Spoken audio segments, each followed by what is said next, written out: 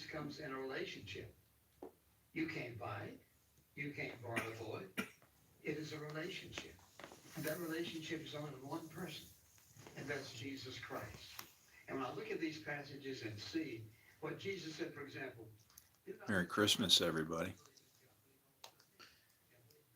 I sorry I haven't been around. We have challenges from every side.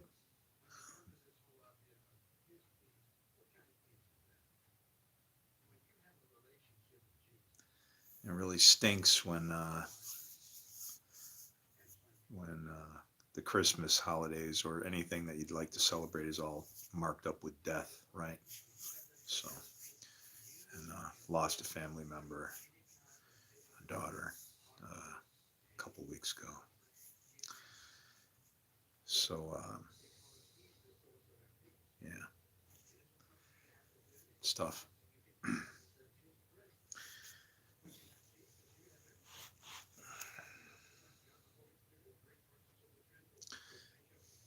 Nothing's really changed with regards to what I can see. I haven't found a hinge pinned or any type of rug I can yank from beneath myself so I can cause my I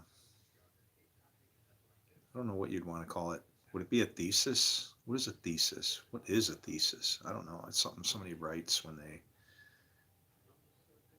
go to college. It's like your opinion or your idea or what. I don't know what that is, but I'm going to tell you something.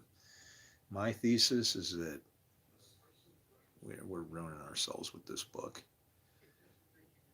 It's really hard to to look at it and realize because it's kind of been going on over over time as they've changed all the different translations. It's like you just I mean, let's be honest, and I'll be fair. You don't want to be speaking of the Lord and evil in the same sentence unless he's against it somehow, right? And that's the problem because people think that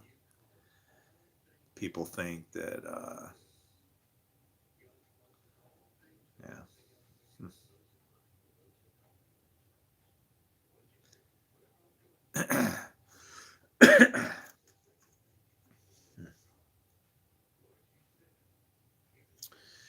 we've changed the language of that topic because it has things in it that you don't want to look at. They're not very. What do you do when you walk into a bathroom that needs to be clean and nobody's cleaned it for 10 years, right? Well, but the facts are is you got a toilet that needs to be taken care of. You got tile and grout that needs to be scrubbed. There could be, I don't know, I'm describing the worst I've ever seen. The shower spigot could be busted out of the wall and all the. This actually happened to me in an apartment. Some pipe busted from above and it started leaking above the shower and it caused the whole shower to cave in. Like I'm in there taking a shower and all of a sudden I'm like, you know, I because you know how you get in the water and you back off to soap yourself up or maybe I knew a chick who would she'd put soap all over her face like completely and then she'd pop her eyes open and just be looking around while she's doing everything else and it's like, are you kidding me? But yeah, I was in there and all of a sudden the whole ceiling came in like all the plaster and everything because I noticed it and it was like, what the hell? And like the landlord, he's like was trying to blame it on us. Like, what did you do in here? I'm like, what did I do? I took a shower. Yeah, I haven't taken a shower since. I find that bathing is not really important. It's kind of an option. Think of the people that live in the desert and they don't actually have water. Have you tried to mimic or live like one of those people, even though you have the ability to, have you put yourself in their shoes just to go, all right, what would it be like without water? to bathe in and whatever. Just whatever you can drink is about all you can get. Washing, maybe your hands keep, you know, the particulars. Yeah, life gets interesting then when you start walking in other people's shoes. Um, so, yeah.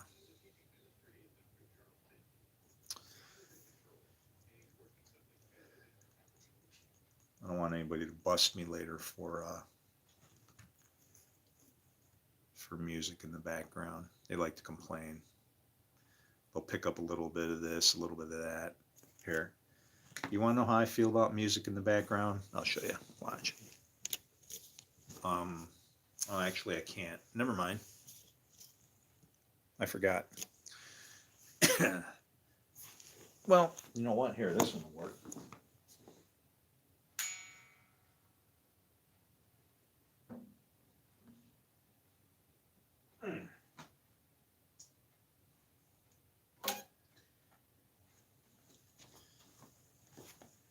Here, you should share your music.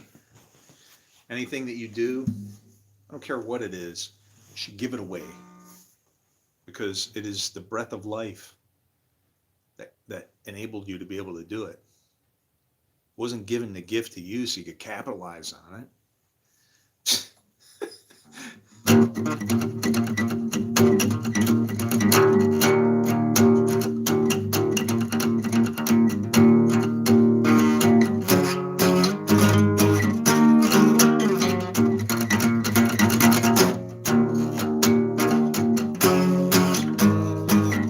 Oh, wait.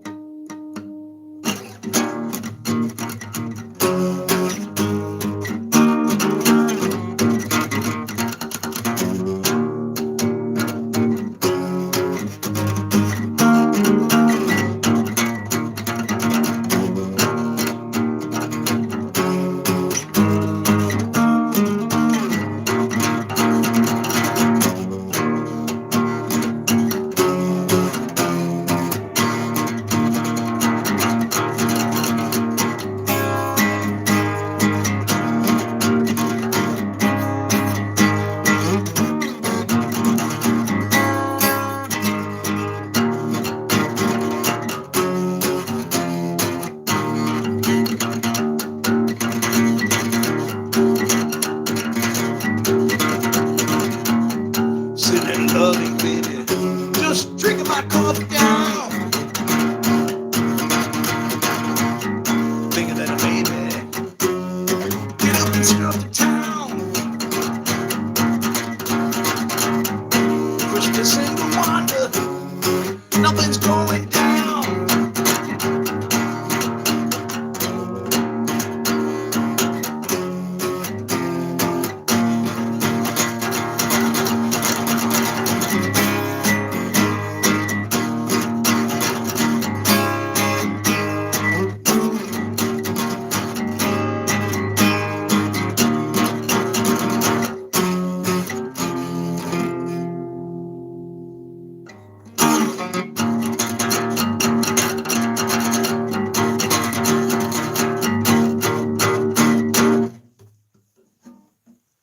There. No electricity required. Can you imagine me sitting on a street corner somewhere with a little sign and a guitar case, waiting for people to throw money into?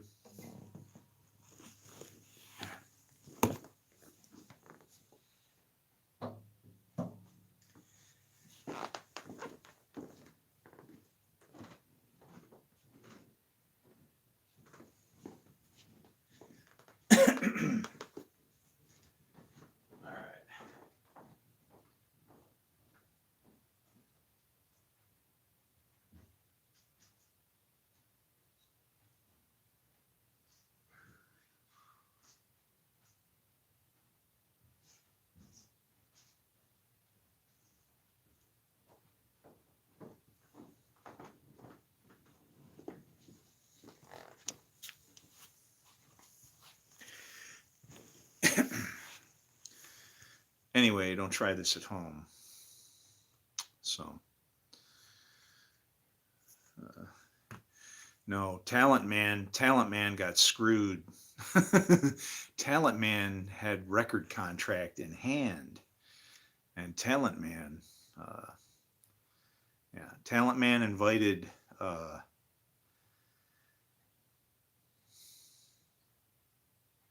hurting soul into his life to try and help him out, and that guy showed up and wrecked everything. But you can't blame just the guy, right? The woman counts too.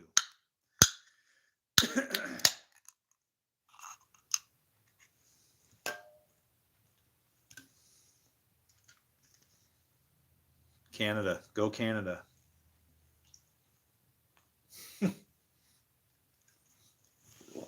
Go Canada. I thought an empty can. It felt like weight and I could not understand. I hoisted 24 fluid ounces to my waiting jaws. I opened up my mouth and looked like a soaked Santa Claus.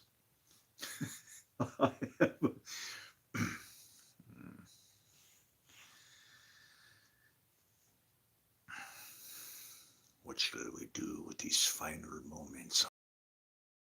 This one.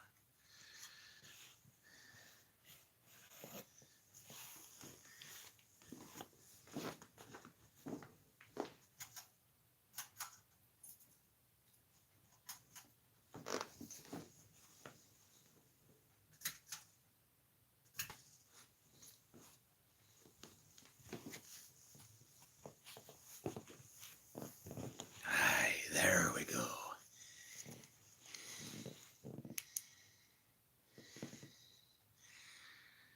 I remember it was a very cold night in December, and the wolf had come to me in my dreams. He awakened me and drove me into the wilderness. And yes, it is that cold in here.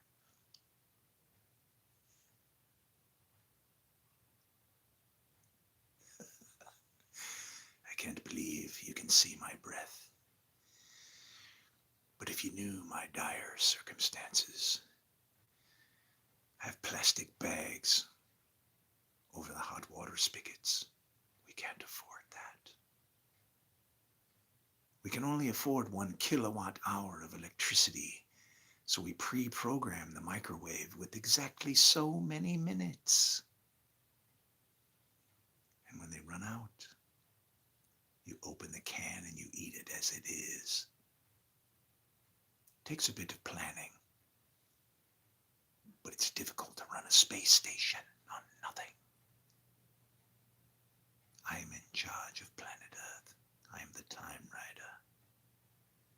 I came from long ago to claim the last souls of a planet whose destiny is destruction.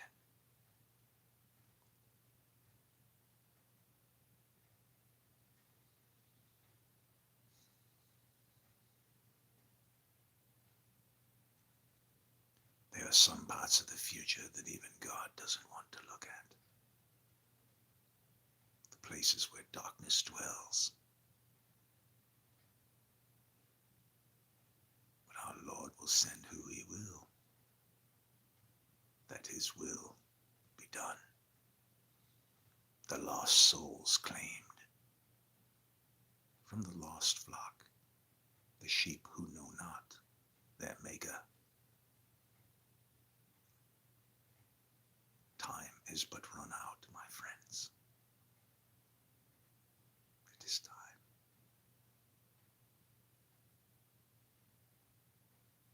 It was a cold night, and the wolf had awakened me. I looked into the streets, and I saw others making merry. Or if you were English, being happy. Being merry meant mighty.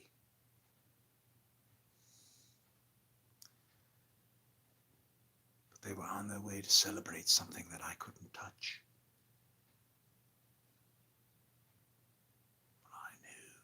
I knew there would come a day when I would smile for all my efforts. The Lord would find me pleasing and my reward would come. Century after century, millennia after millennia, and right on time, as the stars would fall from the sky. The sun darkened, for its light shone not upon mankind. They looked not to the light anymore. They didn't call upon the Lord. No, not anymore. Now, those times of darkness. But those who know what evil is for know that it has no rules, and turned upon itself, it will not exist anymore. It will fade away into the outer darkness.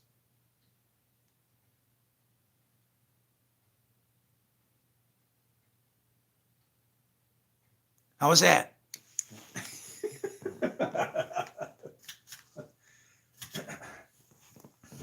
Guys like, the freaking guy's like doing Halloween on Christmas.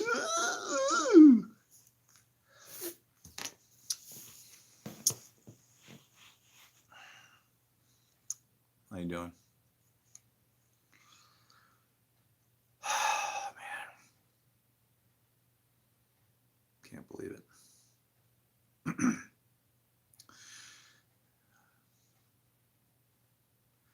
I think God is tearing apart my life yet again. Again. You know how many times this has happened?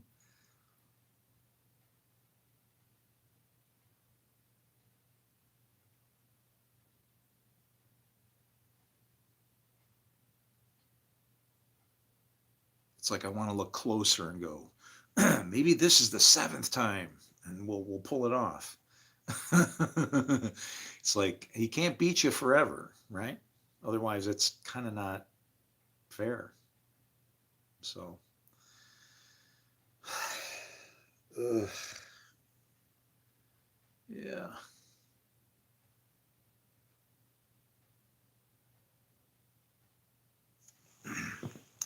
I got my I got my test score. Yeah.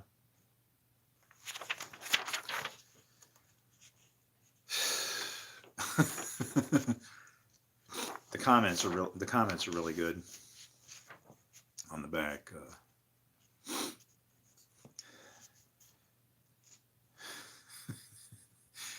Shows initiative, yet grandiose visions incorporate options that are unacceptable and possibly dangerous to consider, even for just society as a whole.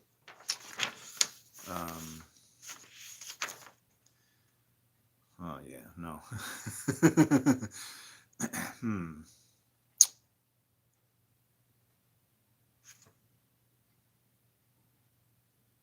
I hear a clock striking.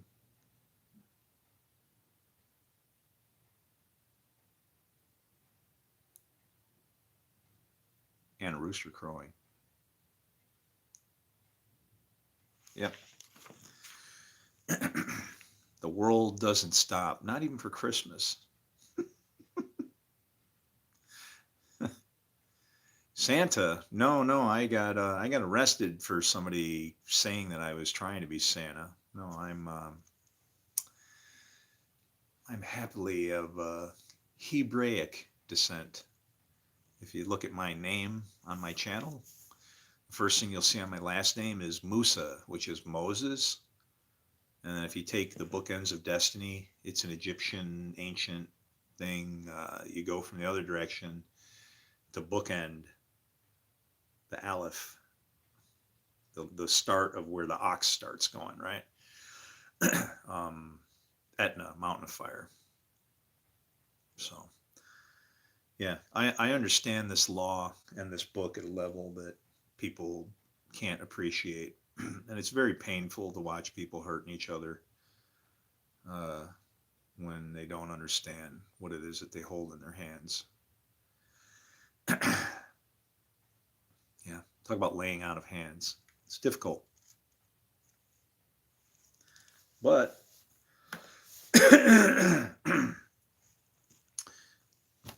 that's what makes me different than most people, because I can see where it's like, I don't care how tragedy is showing up, right? If it's going on, you got to get to the nuts and bolts and the root of it. What started it? What's the cause of it? What did it, right? And in a lot of cases, ours rolls back to something that people want to call a book, or in some cases say is God, literally the Bible. And that thing, oh yeah, uh, you have no idea how powerful that is, because whatever you believe becomes reality. And I don't mean that to say, I'm not talking about like that Star Trek. There's weird things that go on in history. Like, once we get the idea of something, it seems we can create it, right? With uh, like Star Trek, for instance, little communicator devices and all this stuff. And it's like, can we actually do some of these things? I'm going to say that nothing is impossible. Scripture says that, and I honestly believe it. I think that it just would take time for us to figure it out, right? I mean, some of the things that we do, inconceivable 50 years ago. Go 100, people would be like, you're some kind of demon from outer space. How did you do that? Little nano robots and whatever. But people don't realize that that book describes the one thing that pulls us all together, and that's gravity. Where two or more are gathered, I am there. I wouldn't even say that they're actually two or more. It's just a conflating of all that is. It all just goes back into a big pile eventually. But that's ECMC squared. And what you're witnessing is the idea of synergy, where mass increases, interestingly, Christ Mass, or if you're a Catholic, holding a Mass. And it's like, it's where you assemble in unity, and then there's a power behind it. There's nothing wrong with that, if you do it for the right cause, for the purposes of what it should be for, God and goodness. We do it to show love to each other, to take care of each other, to do the things that are right and just. Unfortunately, when you start to take on the role of maybe, the devil, and decide that you can go around judging people for things that goes on in their own houses and whatever, you're way out of line, my friend. You have no business peering into the lives of other people. If that's said that there's some kind of law or rule to speak against them in that manner, let God handle it. Let me give you a little advice from Gamaliel, okay? If what you do, okay, is just, okay, you'll grab it. But if what you do is going against God's plan, you will find yourself fighting against God. And I see it all day long. And it's like, it's hard. It's really hard.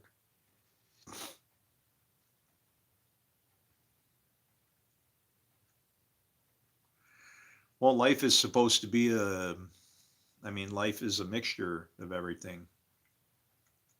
Richard Jones says, traits are hereditary, even with bad. Life is sad. But see, that's what you should, see, what we don't understand is there's why in God's grand design would he make those traits hereditary?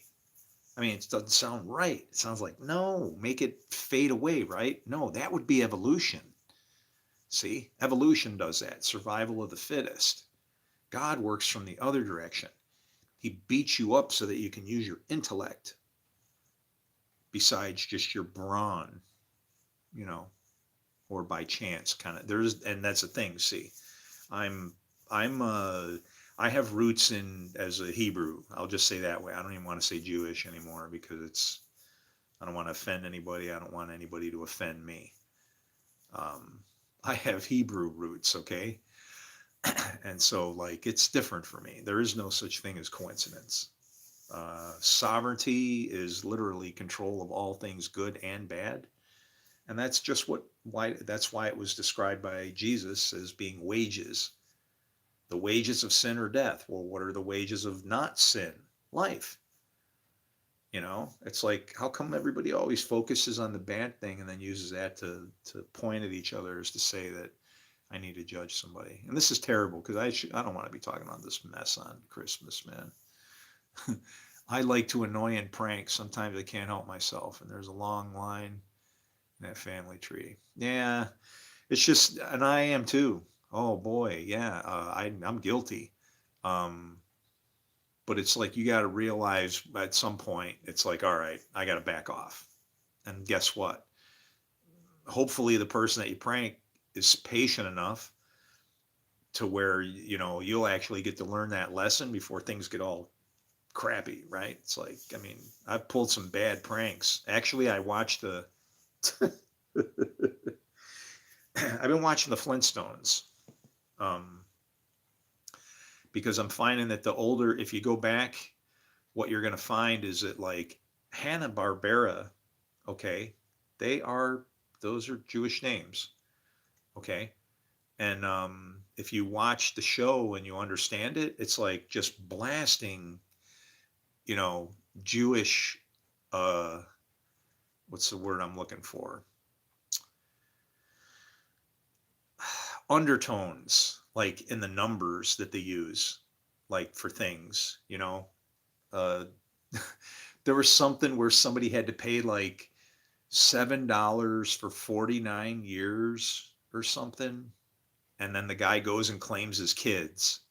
He goes, "Hi, I just made the last payment, kids." And so he's making the payment. He's picking up his kids that would have been like taken 50 years, but the kids are still kids. But the idea was it was tying into the Jubilee, right? The 50-year thing. But there's all kinds of stuff like that in there.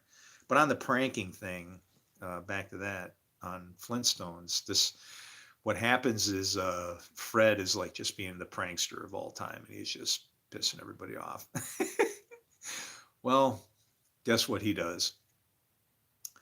He turns around and they want to pay him back, so Barney pretends that he's a counterfeiter, and like Fred just turns into, I've never seen Fred turn so mother hen in any episode in all my life. He's so concerned for Barney. He doesn't report him to the cops. He's trying to like save him before the cops get to him at all. He's like hiding his friend from disaster. It's beautiful, man. It's beautiful. but like it just turns into, the Flintstones. So, it's going to turn into some kind of comedy, something to laugh about. But yeah, prankster. Boy, man. Let's see. I think I was 4 years old, and I flattened all four tires on my mom's convertible. She had a red Mercury Comet convertible.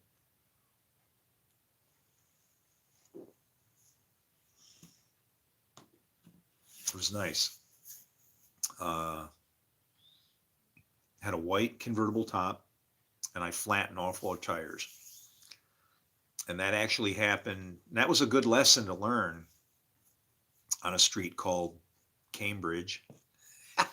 I learned that one on Cambridge University. I learned a lot on Cambridge. I actually learned how to drive when I was 4 years old. Yeah, I went into the landlord's Cadillac. It was like a 1956 Cadillac, maybe, and it had the shifter up on the column, right? You got the steering wheel, but you got the shifter in the column. They call it, depending on how many gears there were, like they'll call it three in the tree, because they call the tree the column that you're hanging on to, and then you got the three gears. They call it three in the tree because you don't have gear shift on the floor. And it's the same thing. It does the same thing. You go up and down and out and around. It does the same pattern, but it's just not on the floor. Well, I guess I saw him drive a few times and decided to get in there, and I was going to do that. And so, yeah, I did. And guess what? Um, I wound up knocking, I pulled the thing out of gear, and the car rolled down the driveway away from the garage. It was slightly sloped, and it hit the house. Yeah. Smacked a bunch of the foundation bricks out, because it had like the, like cinder blocks around the outside bottom of the house. Yeah. Uh, boy, fun times.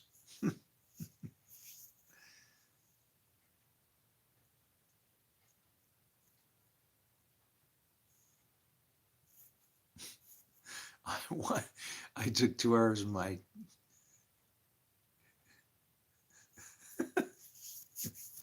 I don't know what that's about, but um, if it's not your house and it's kind of old, then what I would do is I'd go around and like look inside some things like furniture legs, like tap on them, see if they're hollow or whatever. It's like people back in the day, they used to hide treasures and whatever, and they might hide something and then they're gone. uh,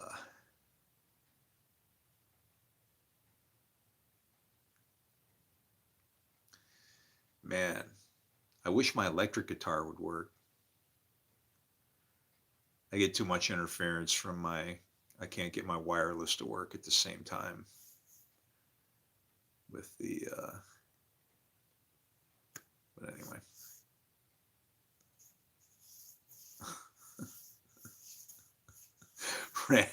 Yeah, you're a nice guy. Don't even leave many fingers to deal with. Rat traps, huh? Don't you know, like a little piece of tape will do that, is good enough in the dark. People will grab a hold of that and be like, what is that? And then it's stuck to their hand. It serves the same purpose. You don't need to take people's fingers off. There's nothing wrong with teaching somebody a lesson for sure, but it doesn't need to be painful. Here's to us.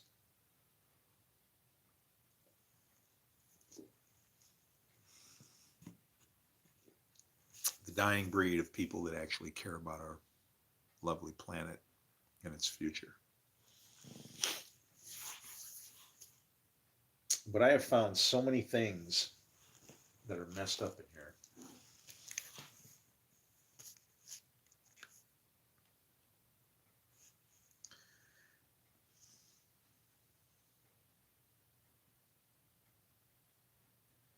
It's like John did baptize in the wilderness and preach the baptism of repentance for the remission of sins.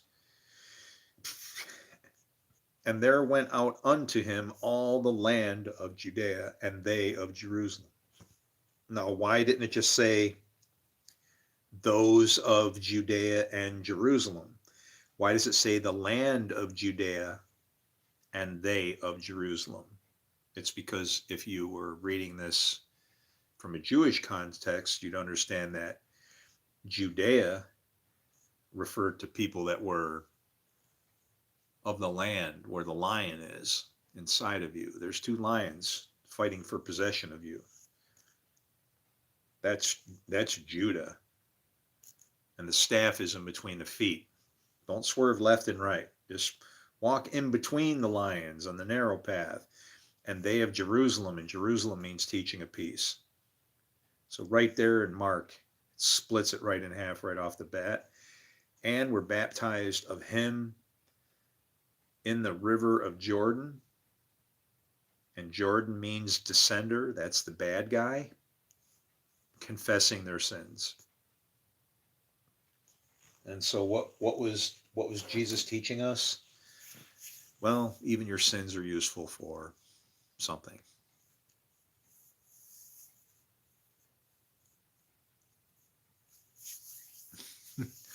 Oh, dude, rat traps in America? Oh yeah. I mean, that's the difference between a rat trap and a mouse trap. A rat trap is going to like smack them fingers really hard. It'll break your fingers for sure. A rat trap, oh man, I can't even, oh, it just hurts just even thinking about it. But it is very cold in here. It's probably, let me see what the temperature is. 58, maybe? Uh, 59. Oh, it's set at 58. We're bouncing back and forth.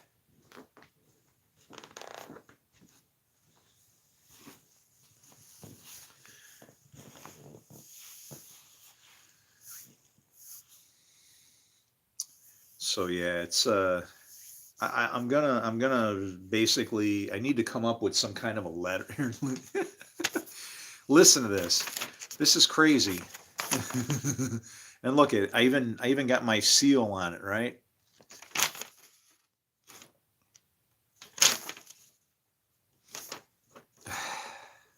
You got to understand that I'm very connected to things like 3642 was just showing, right? 3642. So I don't know. I would look at it and I'd go, okay, 3642. I got a 9 and a 6, which is interesting because that's a balanced number. That's actually the numbers that were used for part of God's name. And you have to see, this is very, uh, there's,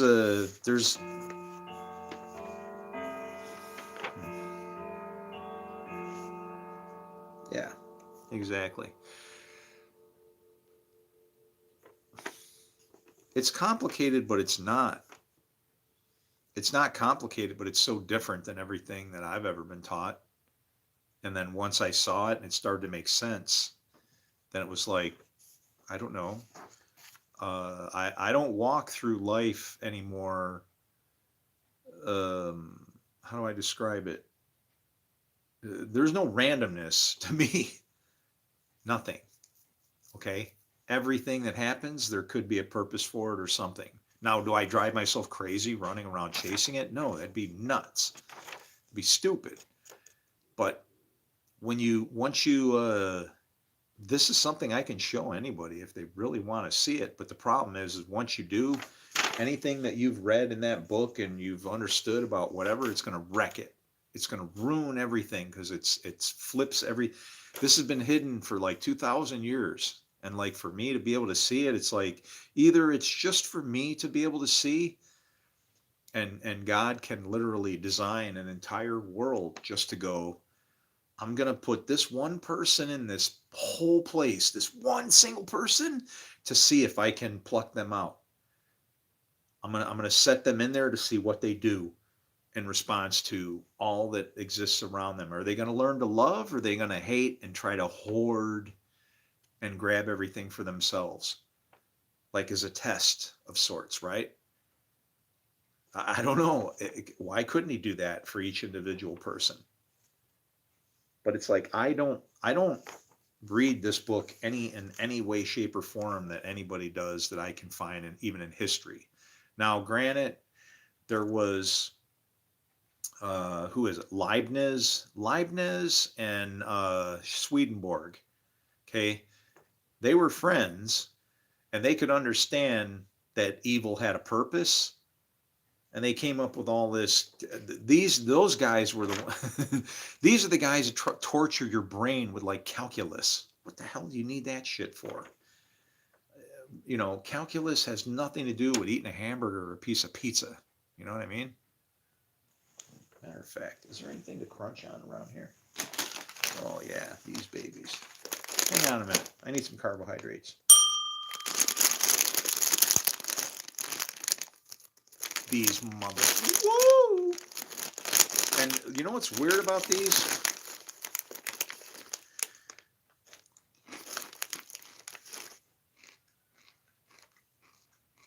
Nothing. All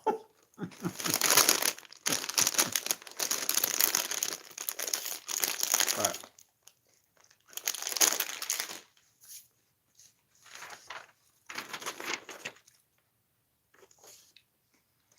But imagine being able to look at the time on something, and then all of a sudden, hey, very good morning to you too. Um, Being able to look at the time, and then all of a sudden, scripture verses start popping in your head in accordance to that time. Now, here's what's odd about that, very odd. Those numbers that are in scripture verses, they weren't put there by, well, we think they were put there by man, right? Because the scriptures just came in a complete scroll. They got busted up and they put all these numbers and everything in there. But what's weird is, uh, I find that these numbers that are in there actually connect within, even as they were broken up into their own specific verses. Like I would challenge you to look up verses that are numbered 2:12. So like Exodus 2:12, for instance. What's that? Well, 2:12, what I want you to key in on is interesting number because it's got twos on each side and a one, but it's also the boiling point of water. And he did found everything on the water. You go look at that and you're going to see that 2:12, there is a explosive event happens at every point in there, all the way back, even into the New Testament, because it says in 2:12, Paul in Romans says, "Hey, everybody is under the law. Everybody. Some know the law, understand it, or have knowledge of it, the oracles of it, and they know how to follow it. So they have that advantage. But otherwise, it doesn't matter. Whatever you do, sin against the law, have the law or not, you're under the law." Very explosive events under those numbers, 2:12. But me, I'll see some numbers pop up, and then all of a sudden some things will just pop into my head like that. And at the end of this, I'm going to tell you what they were. At the end of this is what popped up. And this is what I said. I said, I sent this message at 4:28 a.m. And as I noticed the time, it went forward to 4:29 a.m. So now I got 4:28 and 4:29, right? And I said, and I was sending it to a friend, and I said, they would see it as 1:28 or 1:29. So they're 3 hours behind me. And I said, I then start spitting out, and I said, hearing names and verse locations, which I write down. This is what was sent. Now you go look these verses up. Genesis 1:28 to 29, Luke 12:8 to 9, John 1:2 to 8, and Revelation 9. Read those verses and tell me what you hear. And I have that kind of a story and narrative going all day long. It's like I'm ready to just write a letter. I'm going to punch my seal on it and sign it, and I'm going to send it out to whoever, universities, whoever, and just be done with it and go, look, I know what I'm talking about. I've solved the theodicy. It's not some freaking nightmare of calculus and monads and gonads and whatever the hell these guys are talking about. It's not that hard. It's something as simple as a kid could understand, exactly as Jesus said. And the reason we've been dancing around it for 2,000 years and screwing each other is because we don't know what the hell we're doing. And that even that statement right there is bigger than a lot of people realize. Nobody knows what they're doing. To our God, you're just a bag of dirt. And the only thing that makes you move or do or go or live is because his spirit is in you. Once you're back to the dust, you're done. But you think he's not controlling, he is controlling everybody on this planet, but from the opposite side. It's to say his control is to say, this is what's going to happen if you do this. And that's the bottom line. And that's to struggle with it any more than that, push it any further, boy, you're You're trying to, like, I don't know, herd butterflies or some shit, you know. Good luck. Good luck to you, my friend. But I'm stepping out. I'm going to write a letter. I'm going to send it out to enough universities and whatever and said, look, I've been destroying my life for 6+ years on this shit because I feel guilty for the crap that I've been teaching the world on Christianity and what we think we know about this book. And I feel that bad. I need to break it off at some point and go enjoy my life. And I'm going to. Because if I can't help people out of their own damn hole that I can see that's obvious, hey, there goes your thief in the night, guys. See you later. And I'll tell you that you're being robbed blind by a book, and what you think you know about it are our God.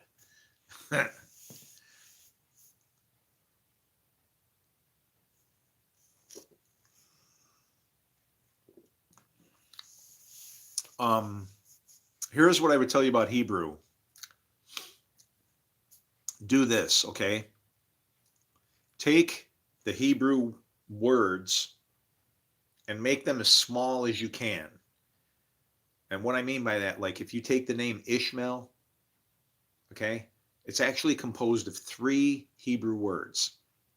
Ish, which means man, El, which means God, and Ma, which means what, like a question mark in the middle. I want you to picture that in your head. Man, question mark, God. That shows a bad relationship between these 2 people. And that's not a good thing. That's your brother against brother, hand against hand. There's other things about the Hebrew language where the brother, if you add AH to any word, it becomes feminine. If you take AH out of any word all by itself, it means brother. Isn't it interesting that you add a brother to a word and it becomes feminine? Seems like there's opportunity to make more if there's a woman involved, isn't there? And that's the things we don't understand about this book. It's like hidden right in front of our faces for thousands of years. And I can't continue on like this.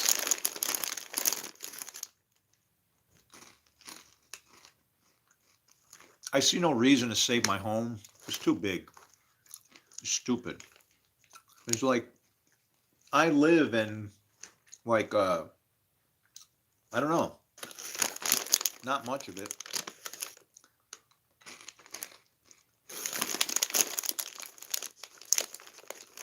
It's wasted. Oh, these are bad.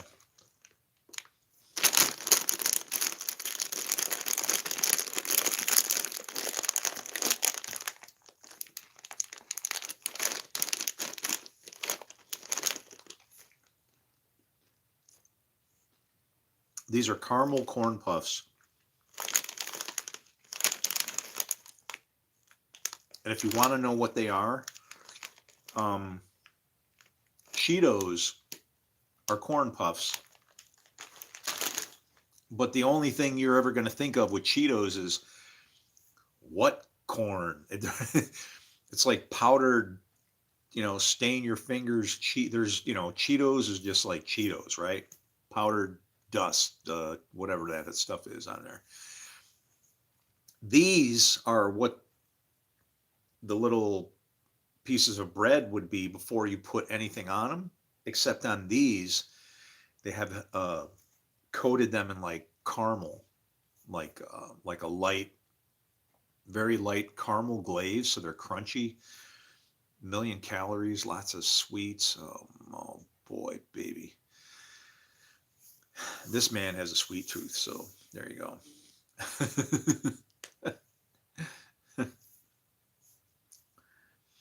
Yeah.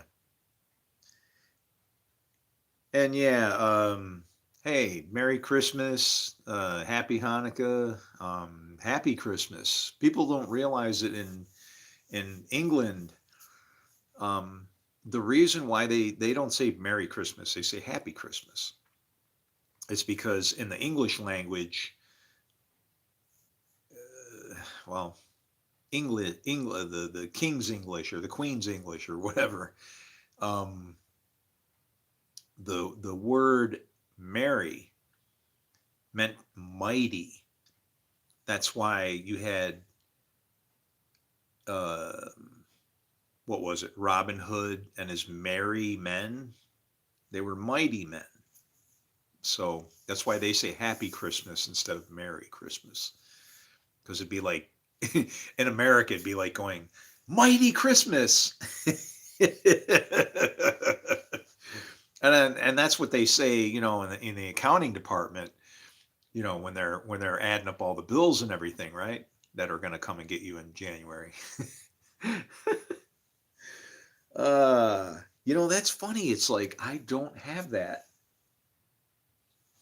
I don't have that burden. It's like, yeah, I didn't have a tree. I didn't get any gifts. I didn't get any nothing. I went out and I think to treat myself, I bought myself because I don't like to generate trash that I can't recycle. It's like bones and things like that really bother me. Um, you know, Plants, uh, you know, vegetable plant cuttings and things like that. I can throw that in a pile, turn it back into compost. It turns back into soil, and it's all good. Bones and all this stuff, now I got to find some place for these, right? But I did break down, and I actually bought myself 15 chicken wings from around the corner, and those are really good.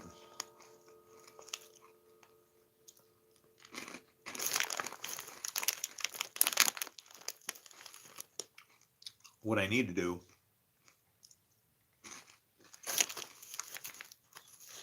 is stop eating these.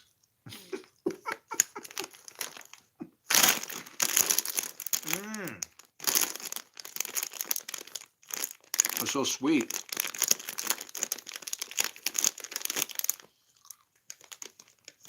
Oh man, we did it.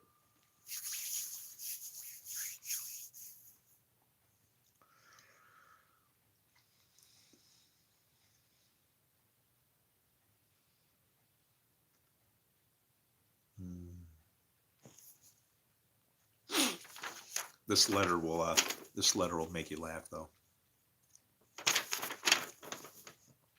So did you look up those verses? So this is what just popped into my head. I'll read them to you. Genesis 1, 28 to 29. And this is all based off of the time, because it was, going to be 128, 129.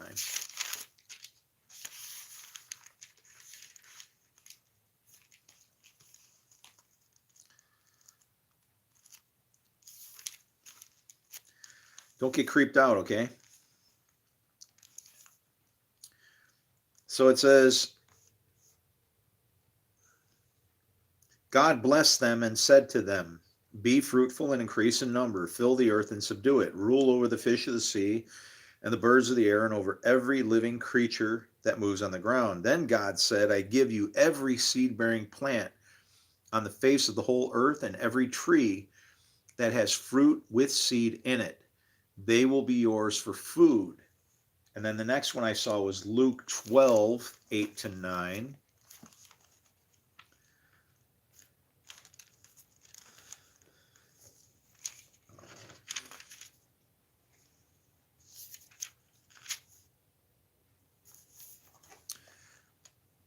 And that said, I tell you, whoever acknowledges me before men, the Son of Man will also acknowledge him before the angels of God.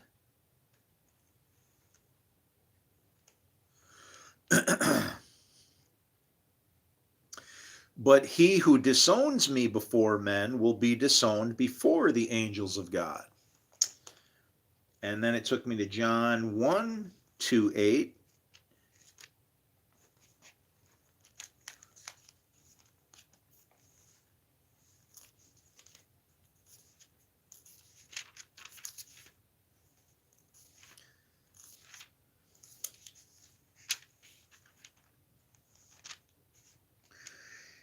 He was with God in the beginning.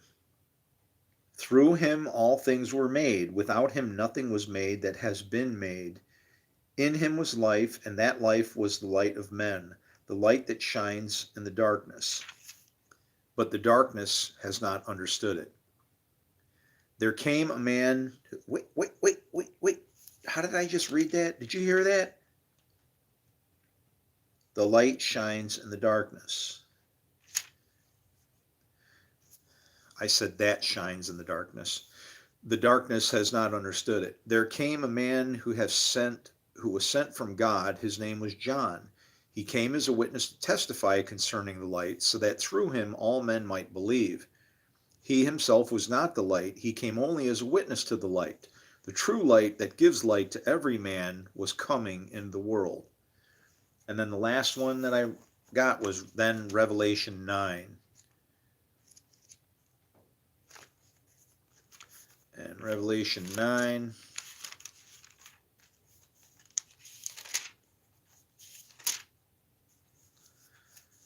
This feels like a crime reading this out of the NIV, just saying, but the fifth angel, you ready? The fifth angel sounded his trumpet, and I saw a star that had fallen from the sky to the earth. The star was given the key to the shaft of the abyss. When he opened the abyss, smoke rose from it like the smoke of a gigantic furnace. The sun and the sky were darkened by the smoke from the abyss, and out of the smoke locusts came down upon the earth and were given power like that of the scorpions of the earth. They were told not to harm the grass of the earth or any plant or tree, and I was shouting and screaming this in 2020 on every social media platform I could. Do not harm the trees, anything in the seas, anything, until we can seal the forehead of our God. Anyway, they were told not to harm the grass of the earth or any plant or tree, but only those who did not have the seal of the God on their foreheads.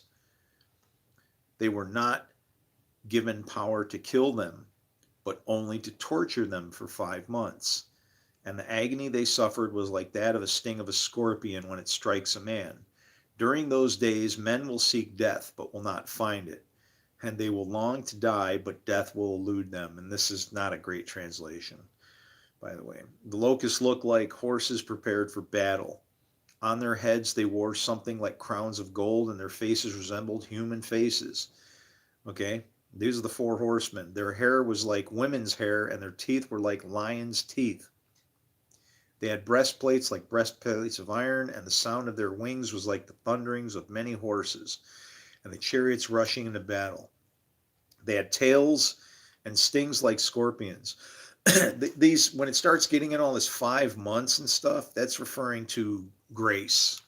That's the number of grace. It's like this describes just like this is just describing every day. This is taking to the extreme the idea of you deciding if you're going to actually pick your nose or scratch your ear. Every decision like that in here. That's the vision of what God's doing up there.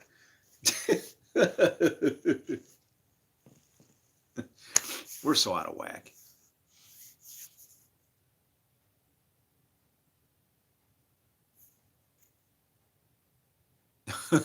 This guy, his look confuses me. Happy Saturnalia, my friends Mary, Soul Invictus. No, why not happy Hanukkah happy Hanukkah tismalness, or Chris Hanukkah.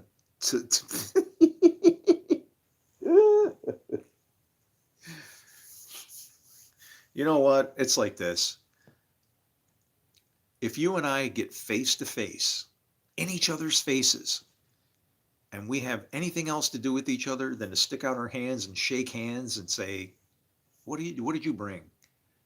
I got like a couple beers over here.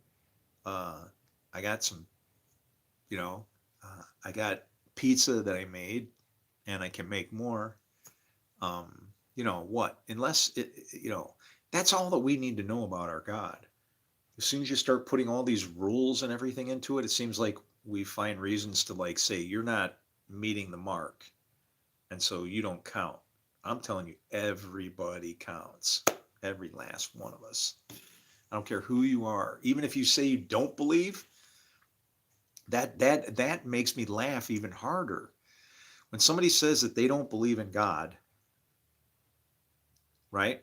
But yet I see this person, they're doing good things. And then you want to know how I deal with it? I don't go and chase them and try to convert them and make them, no.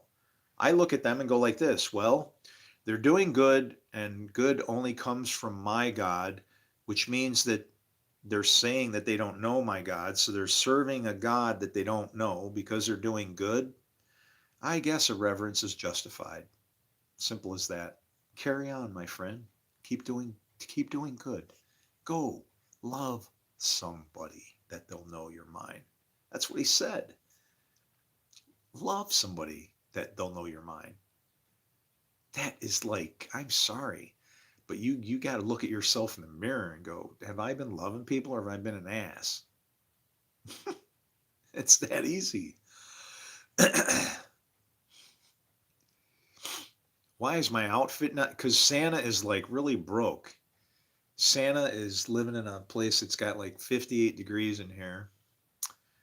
Um, yeah, that's okay. I just need to make it through winter and have enough money to fix up my motorcycle so that I can ride off into the sunset with enough gas to just keep me going. Because that's the kind of person I am.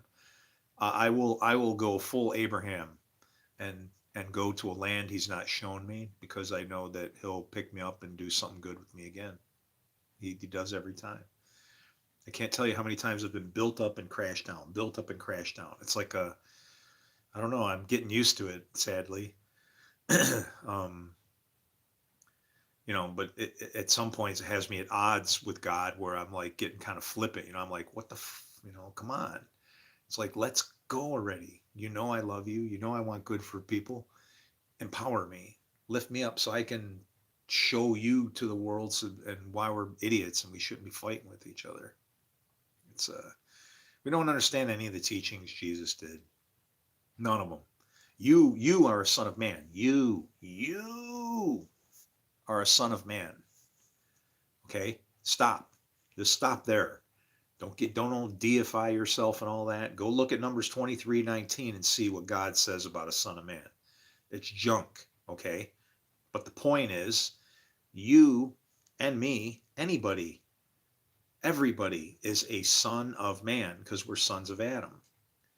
Now that son of man has to have faith and pick the correct father to serve, hopefully with faith, right? And then that son of man is either going to serve Father God or the father of lies. And you only get two choices. That's it. And guess what that means? When I've seen you, I've seen your father. Because whatever your father does, that's what you're doing. The son always does what the father does. So if you see me doing good, guess what? You've seen God. Kind of sounds like, whoa, right? That's what Jesus was trying to show us. When you see people doing good works and stuff, like, you're watching the works of God happen in front of you. You should be so grateful that somebody's doing good. And instead, it turns into, no, your good isn't good enough, or I don't know what people argue over sometimes. Even my mom used to do that. And like, she used to say, she used to call people no good do-gooders. And it's like, well, but they're doing good. But if they're no good do-gooders, they're going to do good, but they just won't get any credit for it. It's like, who cares? Good's still being done.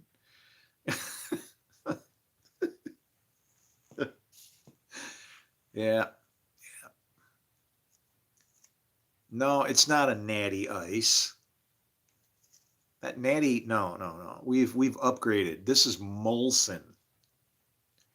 And by the way, at 8 a.m., I don't know what time you got up, little man, but I've been up for about, yeah, I've already been to work and I'm getting ready for dinner.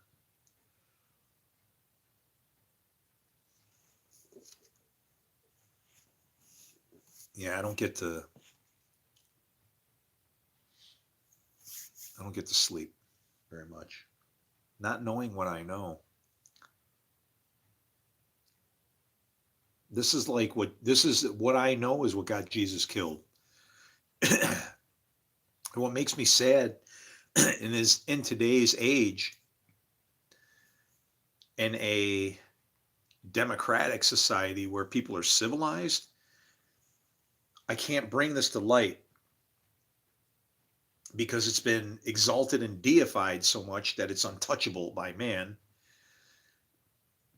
And yet I can see where that mindset causes us to be victims of it.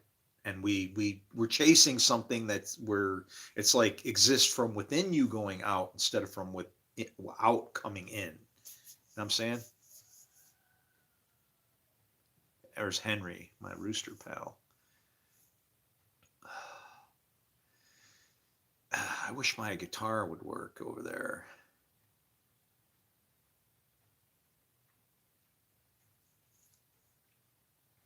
I got my calluses really built up. They're good and solid now. That's the thing is you can want to play guitar and you can even know how to play guitar, but until you get your calluses back, it's painful. It's like this is something that like if a detective found your body or something, he'd grab your fingertips and go, "Oh yeah, guy plays guitar." Let's start picking apart everything about you to figure out where you come from.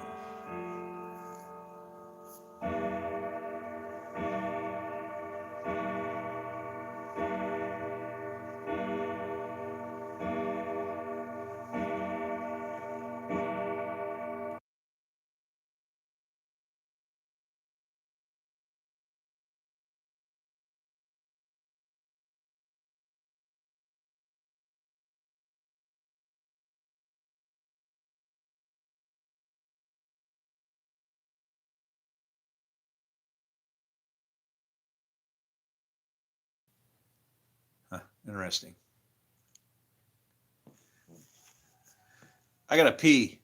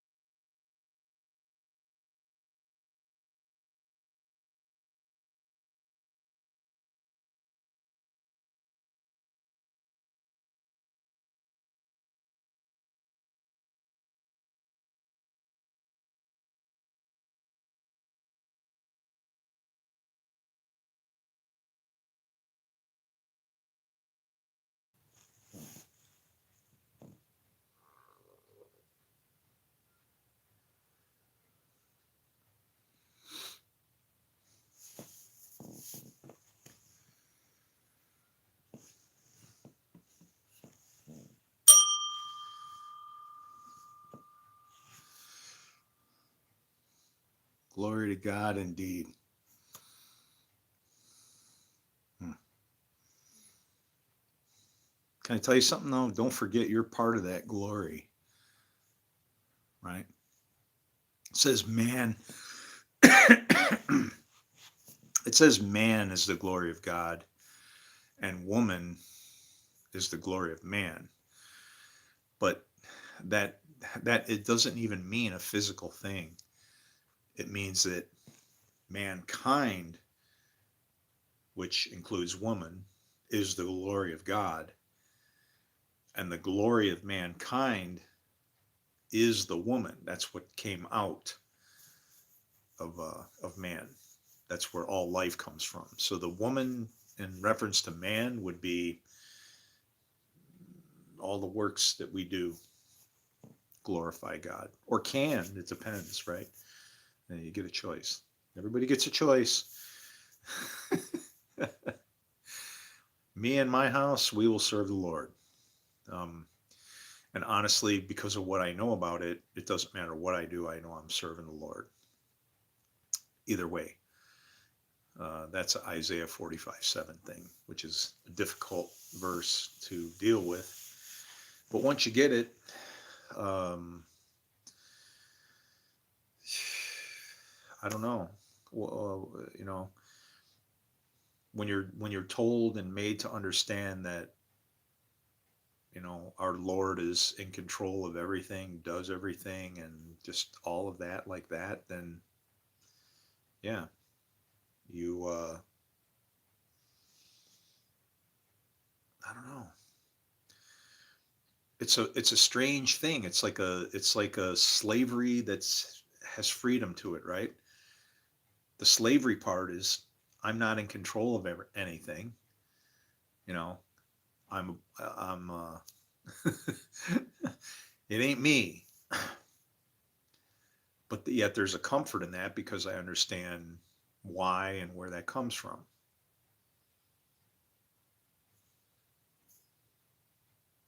But the odd thing is the whole concept of it is not even about any kind of control. It's the Lord doesn't even have to do anything. It's just because of the things that he said, that he's spoken. I mean, when John said the word is God, it's literally this is God. And you hold it right in your hands. It's tough. You had to study it to figure out, what God likes and doesn't, but it all spins around that. It's pretty simple then, right? Why are we fighting over it? Oh God, it's why the battle? Stop with the kicking.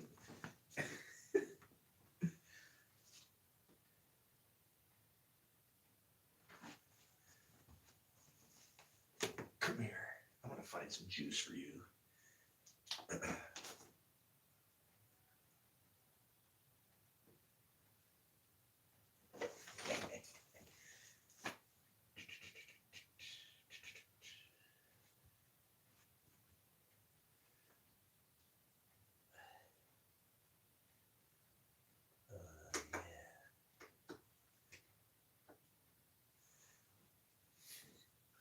I wonder if it'll work.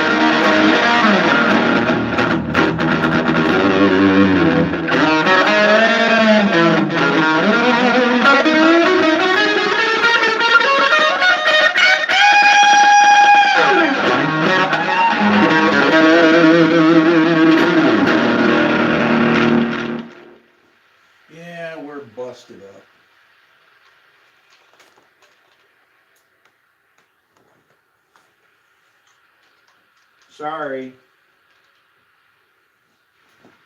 I'd give you a little Christmas jam, but I got a problem with the peanut butter.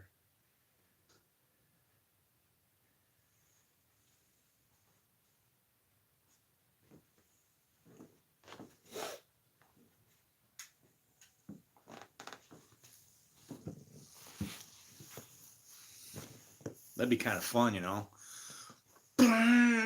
Blow it out.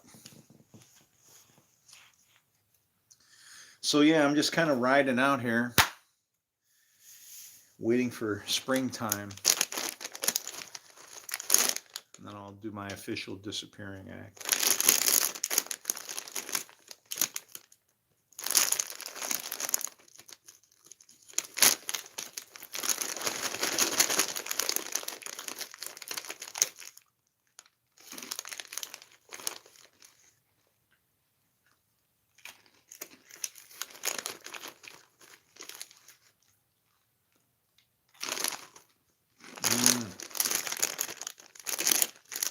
These are wicked.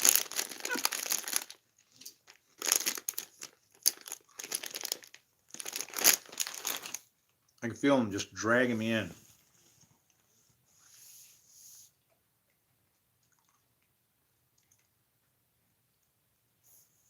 Take the whole bag and just grind it up like sand and just.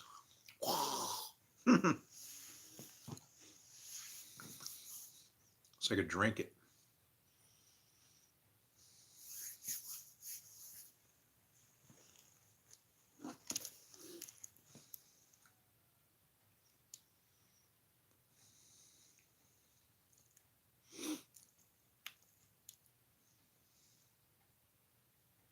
It's like there's so much spiritual messaging going on in here.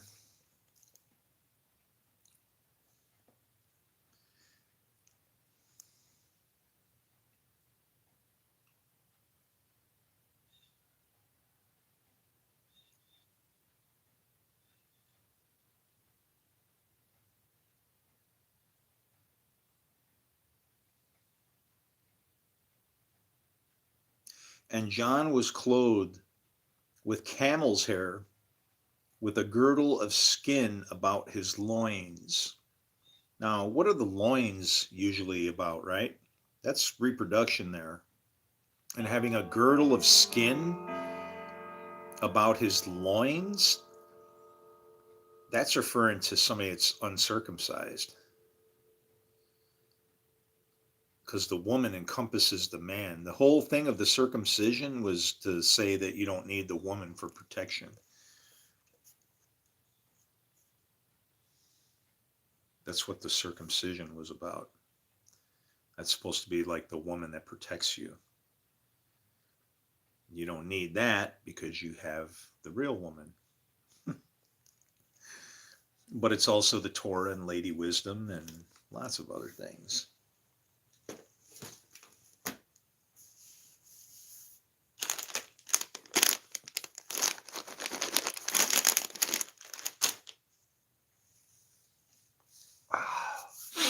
That's why he made the bag crinkly. So when you grab a hold of it, it gives you a warning. Stop eating the carbohydrate. Eat some cheese. I should make a pizza. That's what I should do.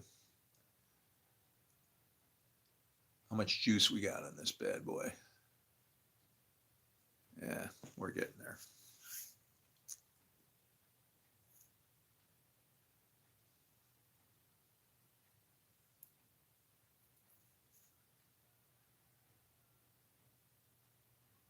I can make a beef sandwich.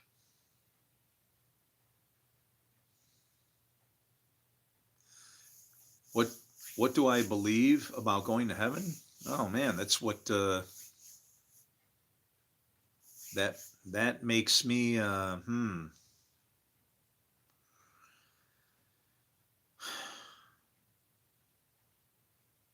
that's the gas in my tank. I guess you can, you know, I gotta get there. That's where my girls are. That's where my twins are. And my mom just went there on 10/7 of 23, the day the war started.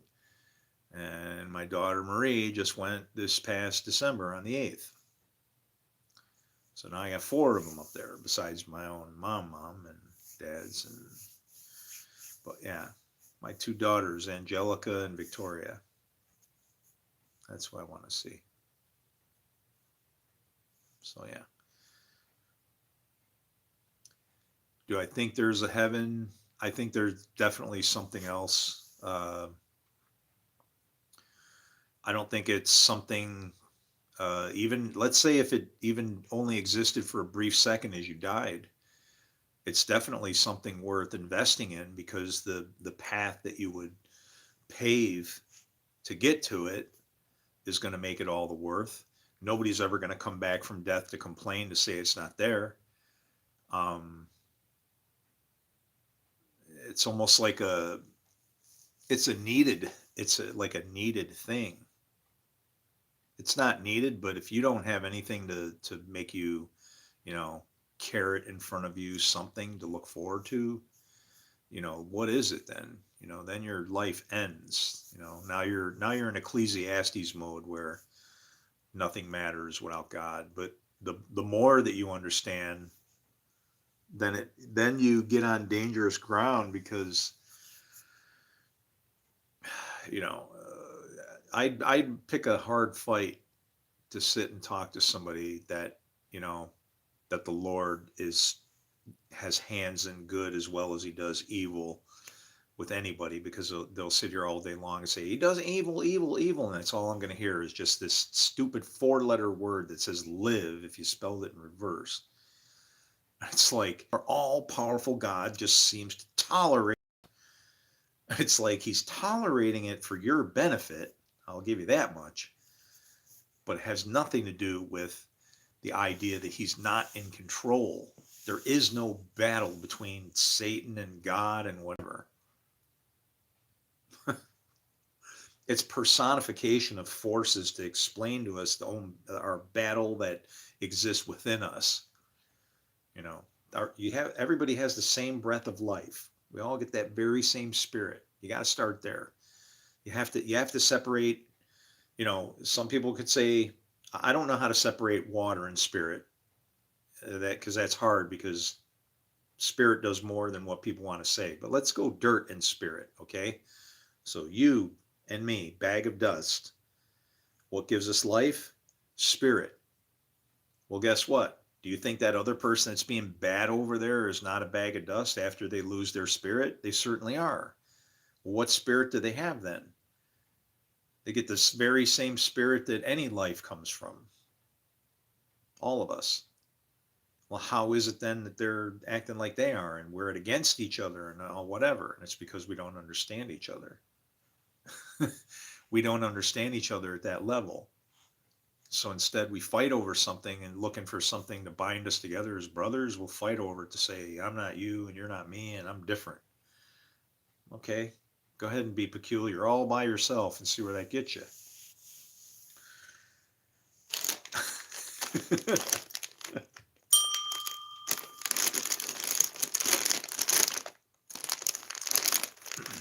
You know what I want?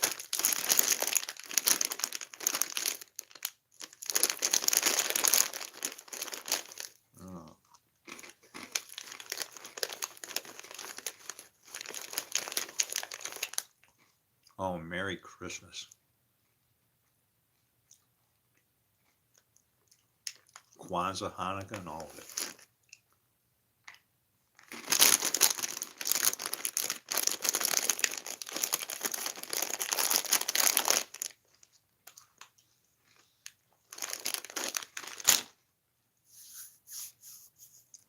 I know what I'm going to eat.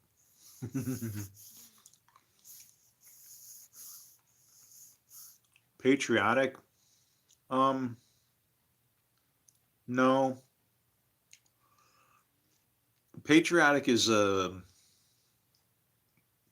trap, because I wouldn't want to. I don't care where the hell I live. I wouldn't stand behind any country just because my feet are standing in their soil if they're jacked up. Why the hell would I do that? That'd be terrible. I would be saying, yeah, I'm part of this miserable gang over here. These guys, yeah. No. No, patriotic is terrible. Matter of fact, I was in the military. I joined the Marines because I couldn't get a job as a civilian. And I had, supposedly I'm smart, but I had my factory certifications from Volkswagen before I was 18. I was barely 17 years old. And I had my, yeah, I was certified on, all their different, whatever, courses they make you take, constant injection system, airflow control injection, electronic fuel injection, diesel fuel injection, electronics, uh, just whatever. They send you the things in the factory. I'm a certified mechanic and I'm going to places to get a job and they're like blowing me off and saying you don't count. So instead of welfare, I went into the Marines and I took welfare for a little while, but pride, right? They'll give me a job, so I have to go and kill somebody. Wow.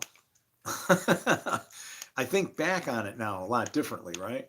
I would have been better off to take the government job of welfare instead of the government job of executioner. Think about it.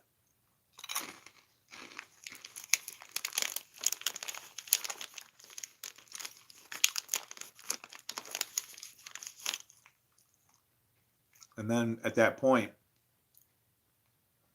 you then have to justify that check. Well, I don't know about you, but I'm a kind of person I'm pretty easy to see that I maintain and walk the line and not get myself in trouble because I have a conscience. I actually have a conscience. One of those things that, keeps you from doing wrong, shitty stuff. Yeah. Um, can't do it.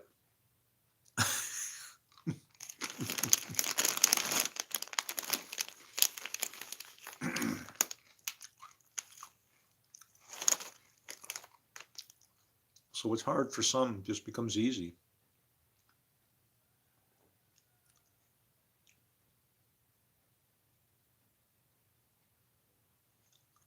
for some people.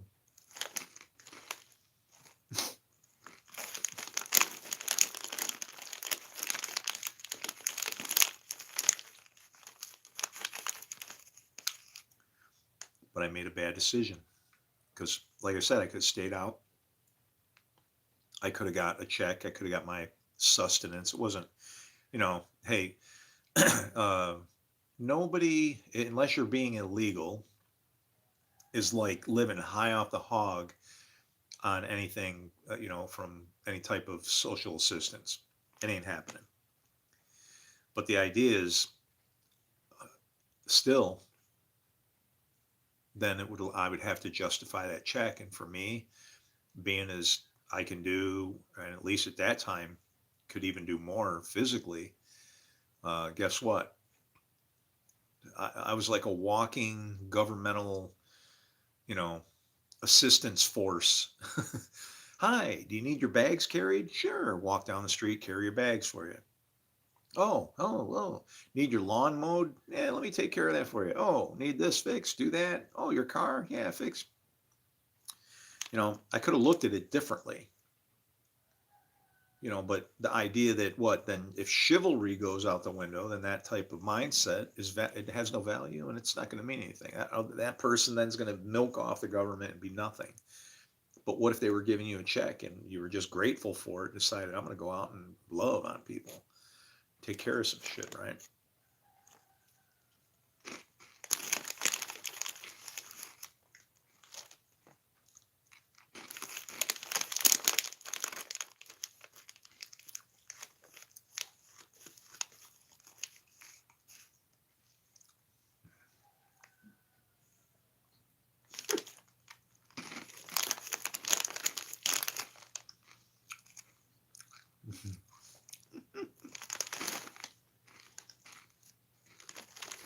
I'm trying to find one, but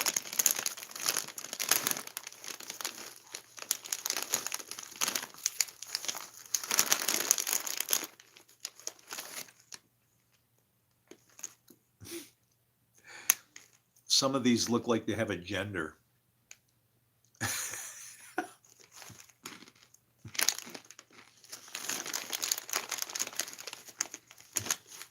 That's all I'll say.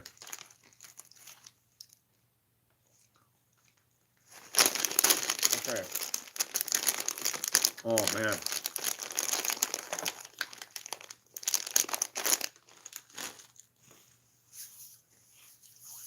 Those are what Cheetos were supposed to be.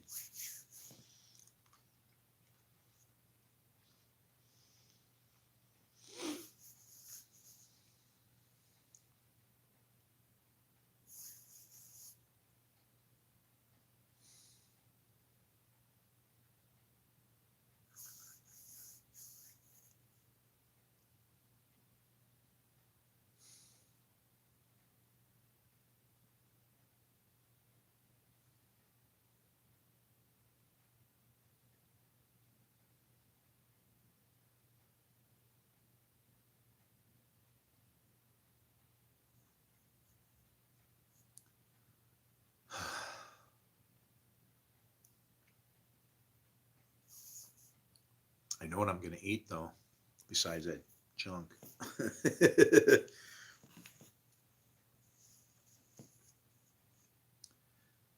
Mm.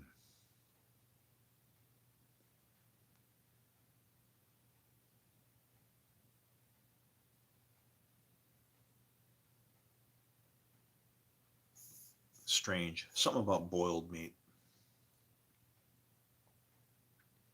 If you put the right stuff in it, it works though. I got some margarine I'm gonna be busting out with here, and I think I'm gonna do it right now.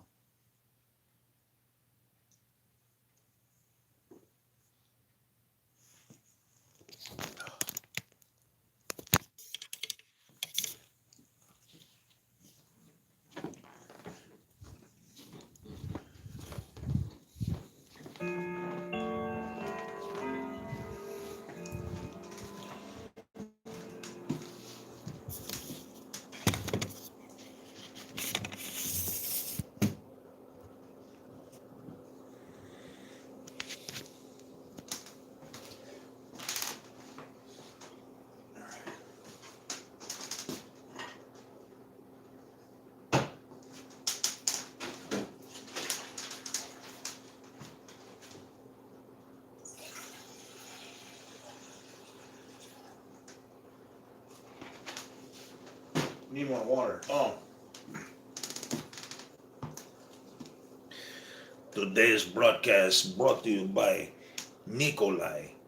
Nikolai, best friend in all of Russia. I'll be back.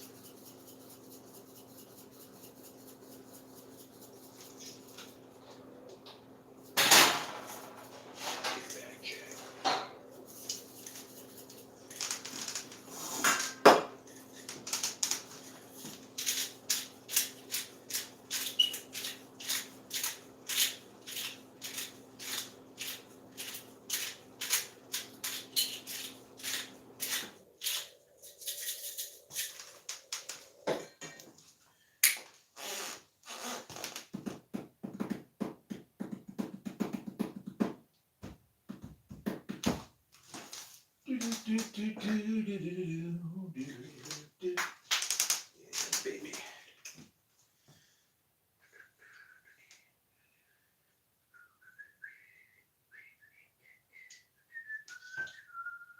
Oh, what the hell?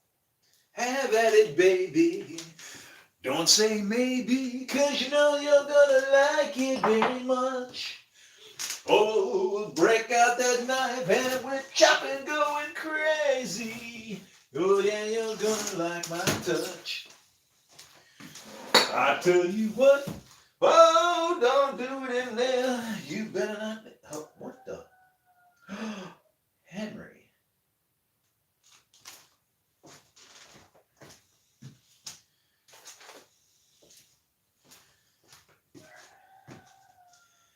Surgical precision.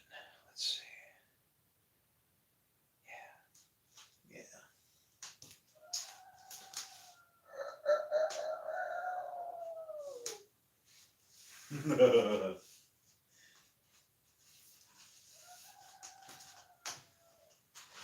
What's up, buddy?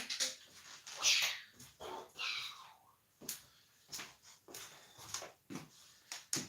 right.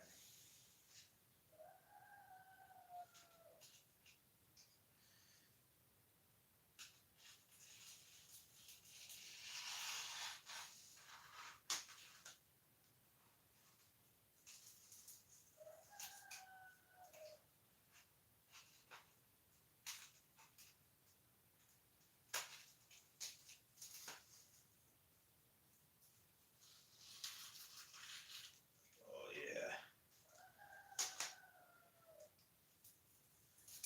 Boy, Vladimir Putin would be so proud of me right now. I'm treating this so delicately.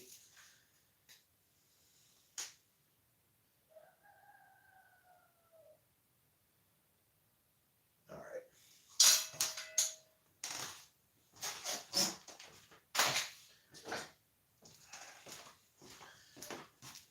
We need a real knife.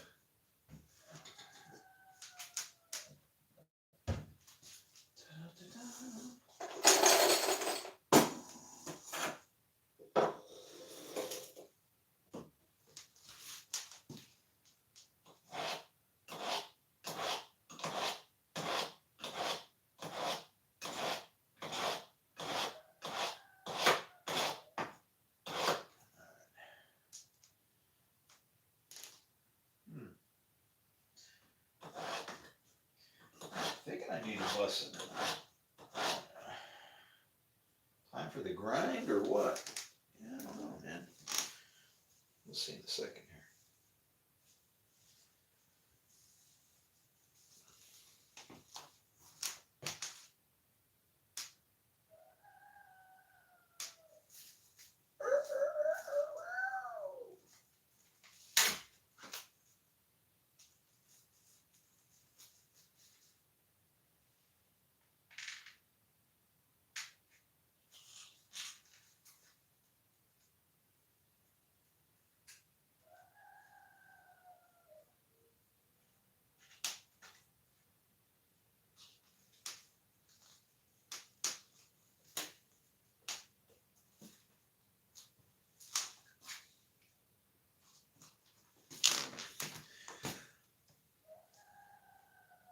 That's what we're eating.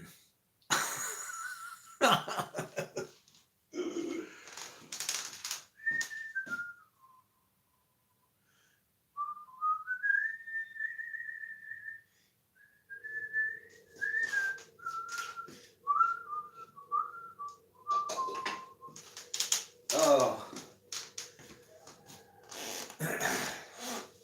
That's like can't wait.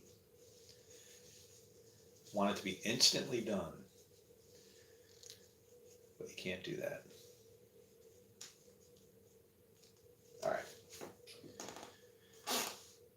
So now we must find a place for storage of leftovers. And more importantly, I must vacate premises.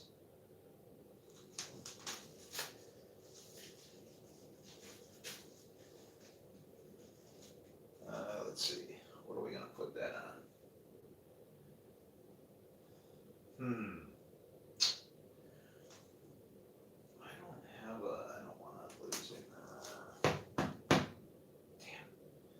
Hate using up my plastic wrap. Every little piece of plastic wrap is important.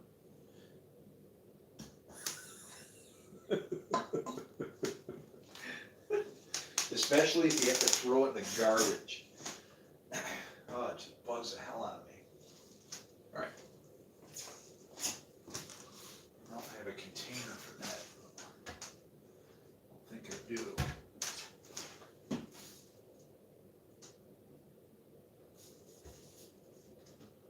Rat farts. Okay. Ha!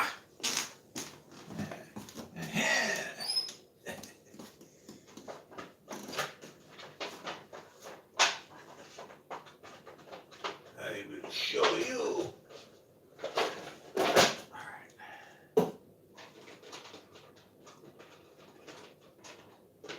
Come on out of there.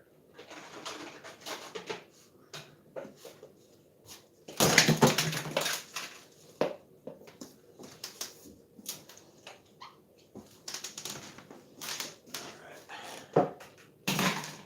There we go.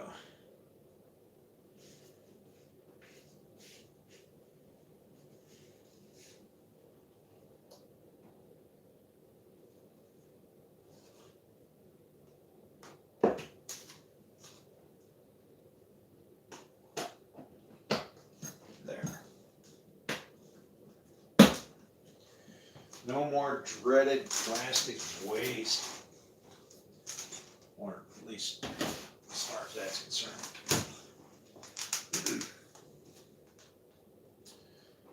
You're pitched. All right. See, wasn't that easy?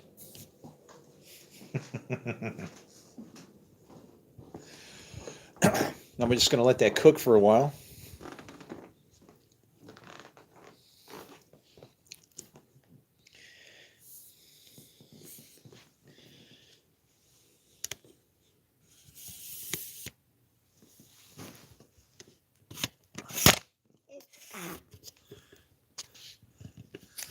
Well, just drop the whole thing, eh?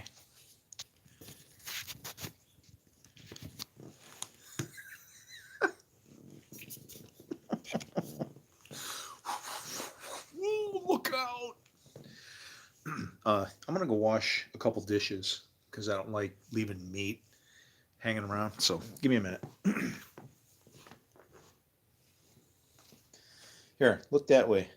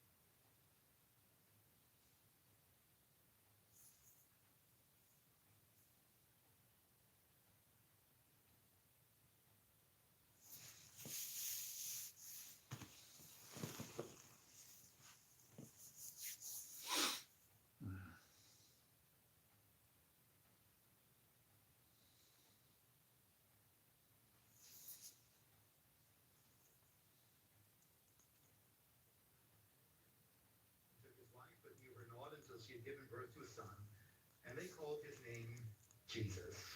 And from there, the story continues. You see, Emmanuel was here to stay. The baby was born as promised. His parents named him as planned, and then began the story of his infancy, and then his childhood. He would be taken home.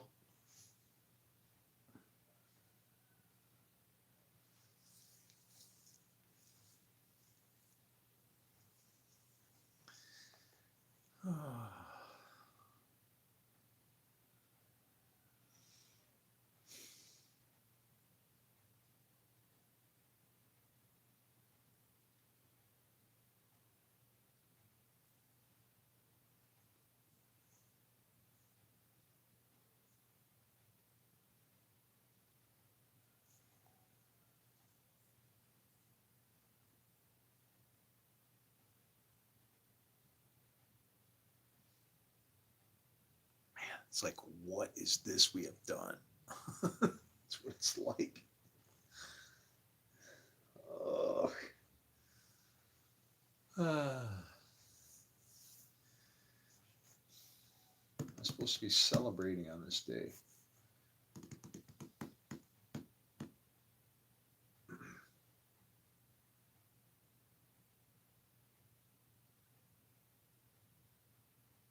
Opening up gifts with family and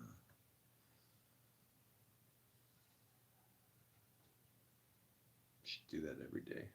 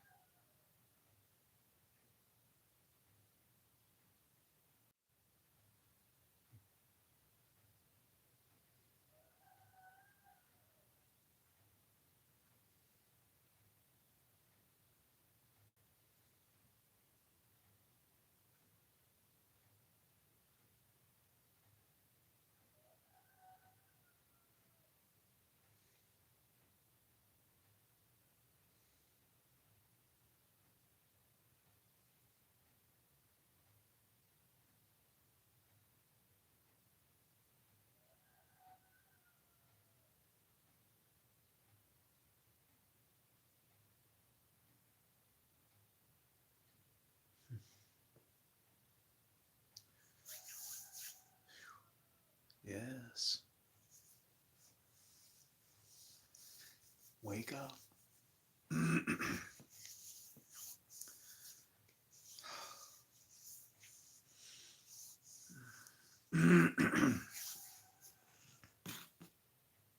Oh, Henry.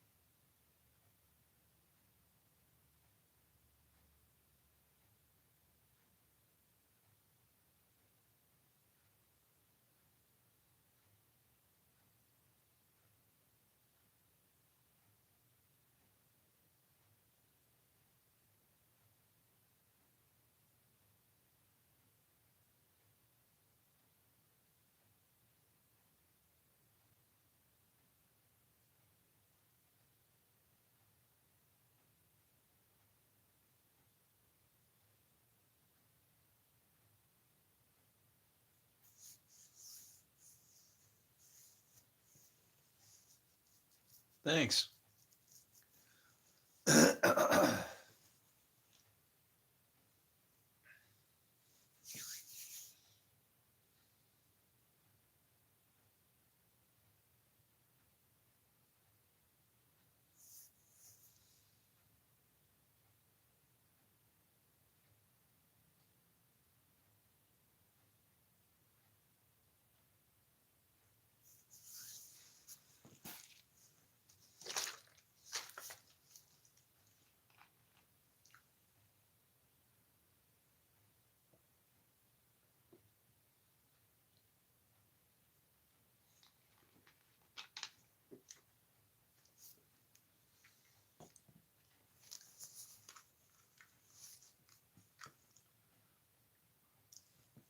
Oh, wow. That might be boiling. Woo-hoo.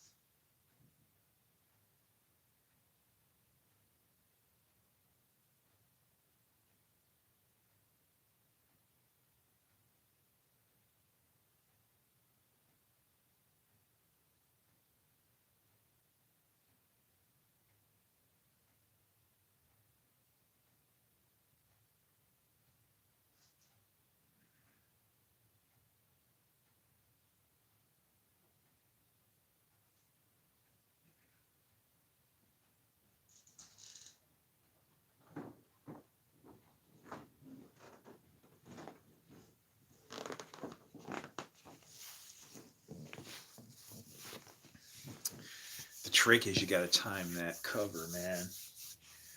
You leave that cover on there too long, it'll get a boil over and make a big mess. And that's, boy, why did I do that? That's a big hunk of meat in there, though. That'll take a little bit to get up to temp, so I think we'll be all right.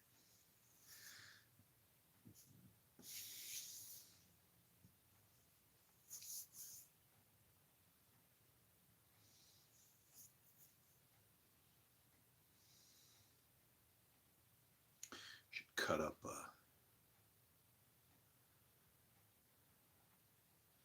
once it gets boiling good, I could actually cut up a potato and throw it in there too. Cook some potatoes in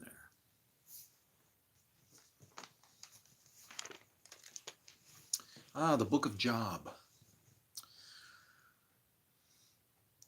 Do you know when he says, I will see my Redeemer in my flesh? He's saying that he is able to redeem himself. That's what Job is saying there.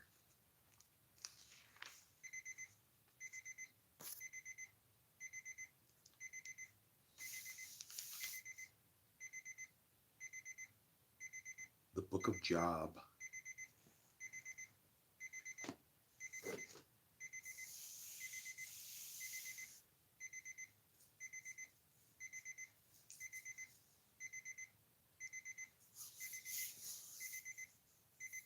I think Uz means consultants.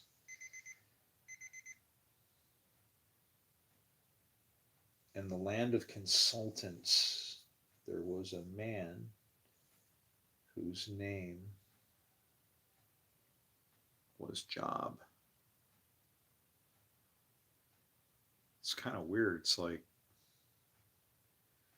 the name is your job. Right?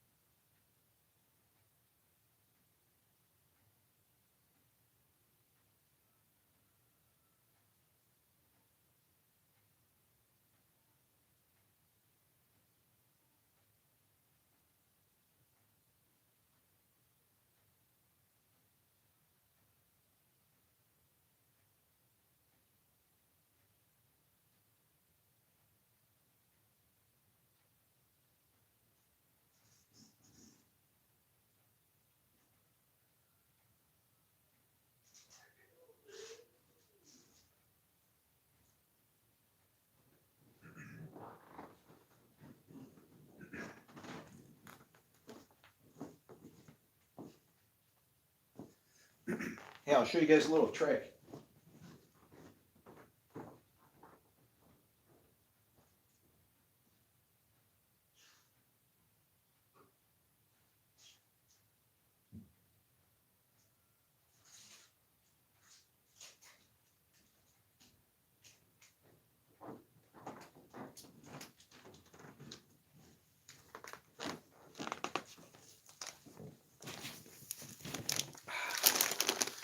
I'll show you how to make your own Takis.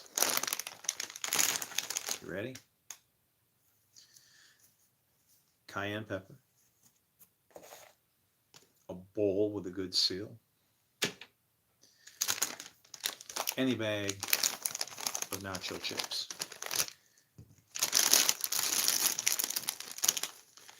Pick your own flavor. You can actually throw extra other stuff in here as well. Maybe some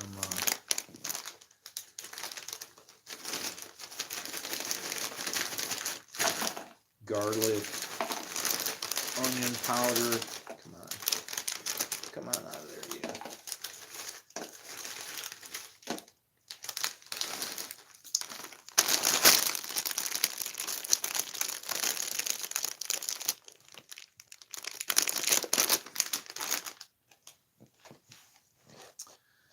Very simple. Carefully arrange them because you're going to want as much coverage of that cayenne pepper. You're the only one eating it. You don't care. Got a nice little nest of fury there. And then time for the ghost pepper.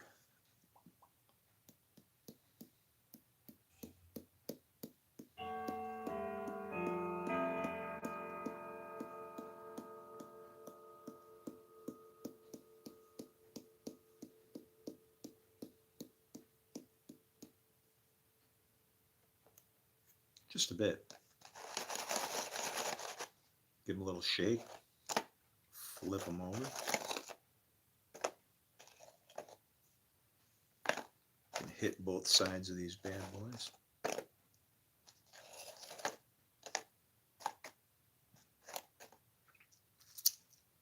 Oh yeah. Oh mama. Fire. Fire. You know you squirm and scream. You're gonna want ice cream in the morning, yeah, baby, for your butt. 'Cause you can wipe it on your hole. The goal will be to scream it. Tell you what. Fire. Oh yeah. Leave them sit around for a little bit. Tasty. Got to keep an eye on that pot. I'll be back.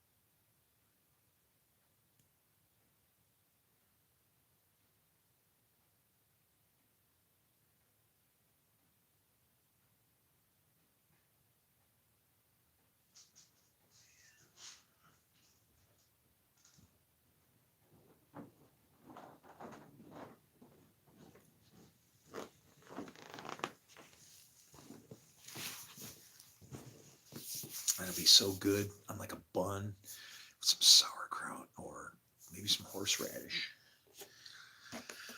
All right. Properly seasoned.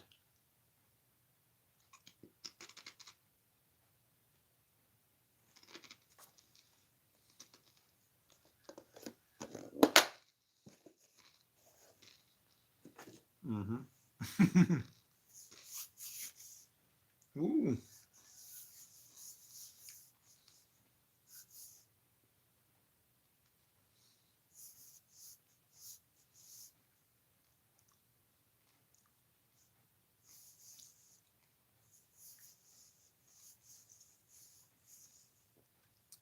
That's quite invigorating. Wow.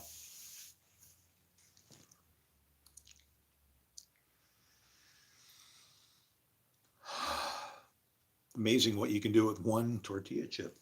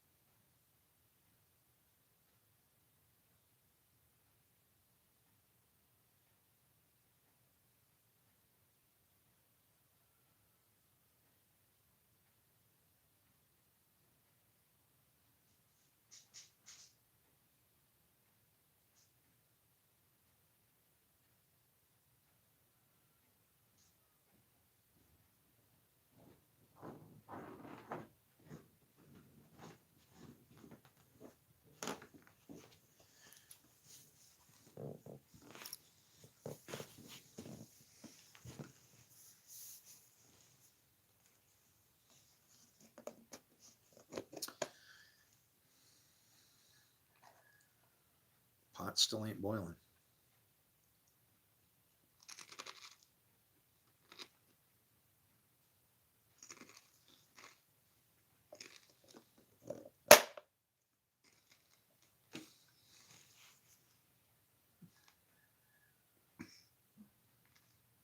Mm.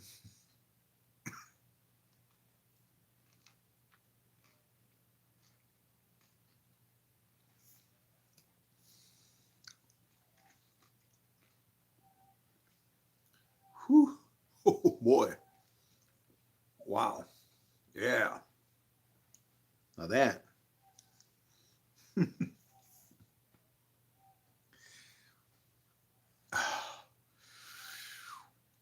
Wow.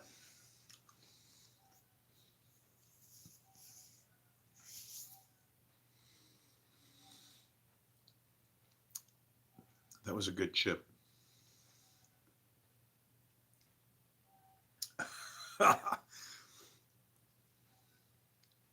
Be careful, yeah. Mm. That's all you need is that in your eyeballs.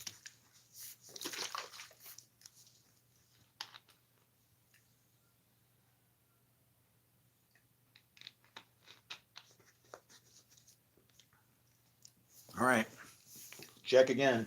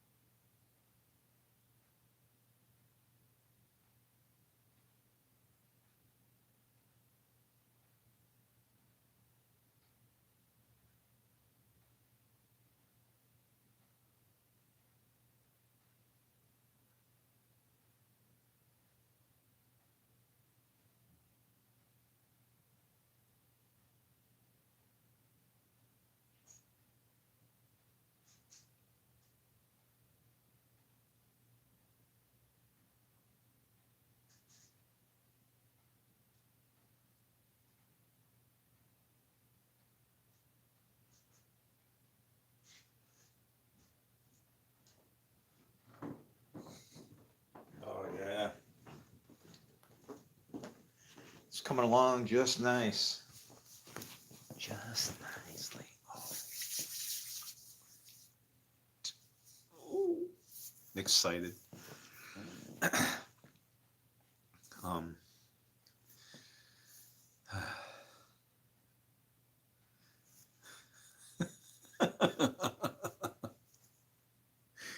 it's like, why is Sky excited about like eating just like a chunk of meat? And it's like, it's been that tough, guys.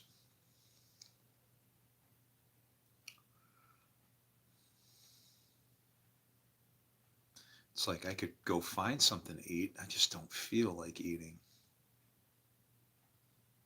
It's like my guts are destroyed of worry, sadness.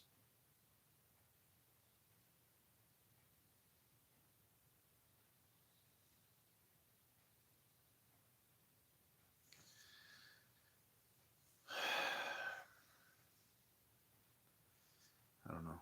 What do you do? Write a book?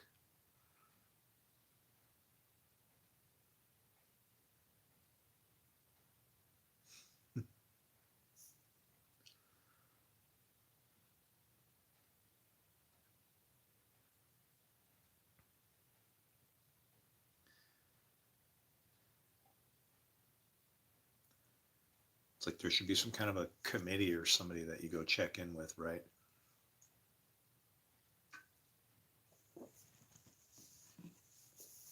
Hi, like I think the Lord's Spirit is really like heavily upon me. Can you like quiz me or something, certify me or what?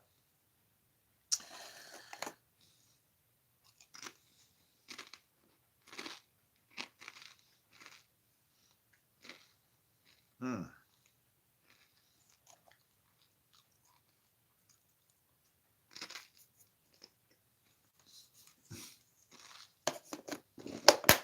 Mm-hmm.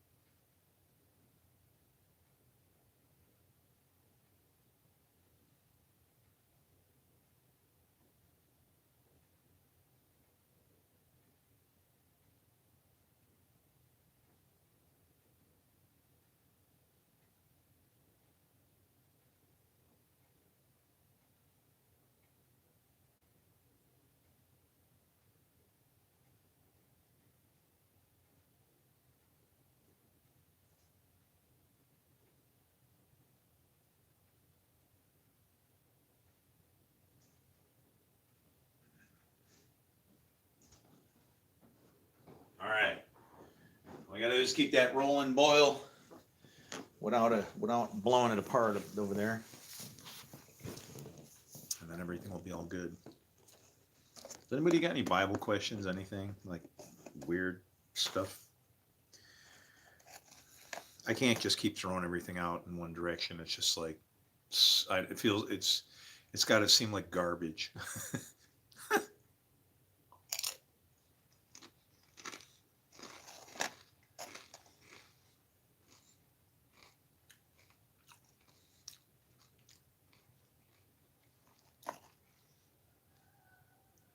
Discovery after discovery, screw up after screw up. Where is he getting it all from?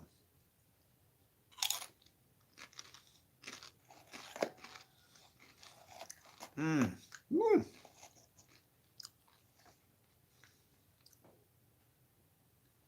One tiny little key.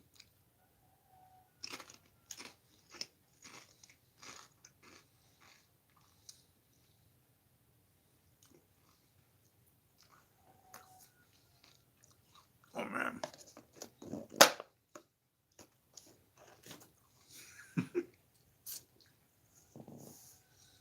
It just tastes like more. Whew.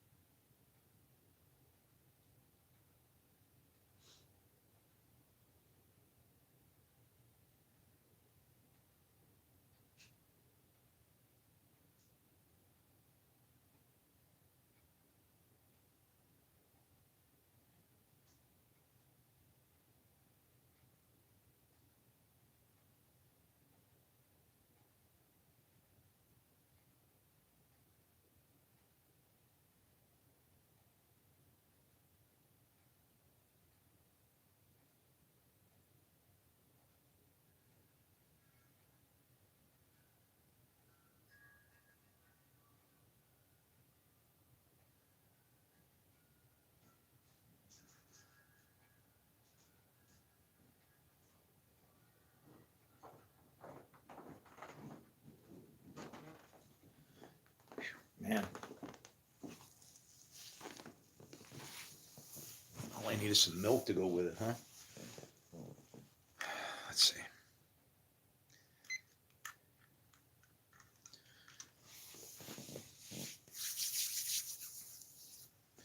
What's going on with this thing over here?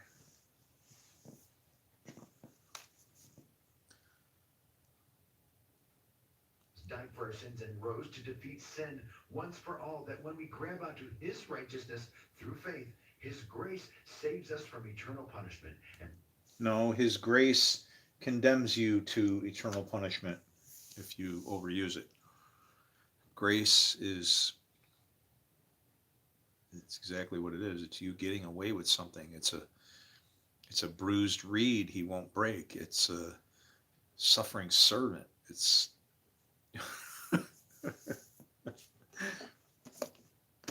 all else is partiality.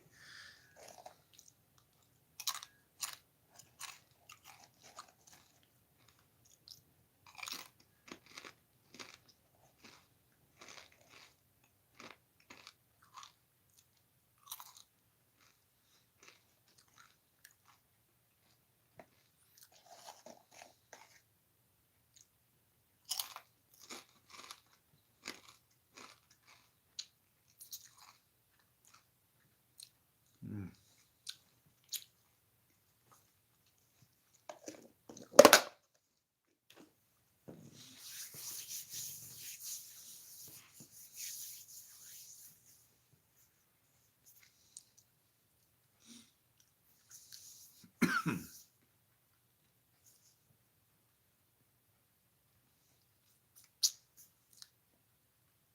I mean, you guys copy what I'm saying, right? Like 10-4.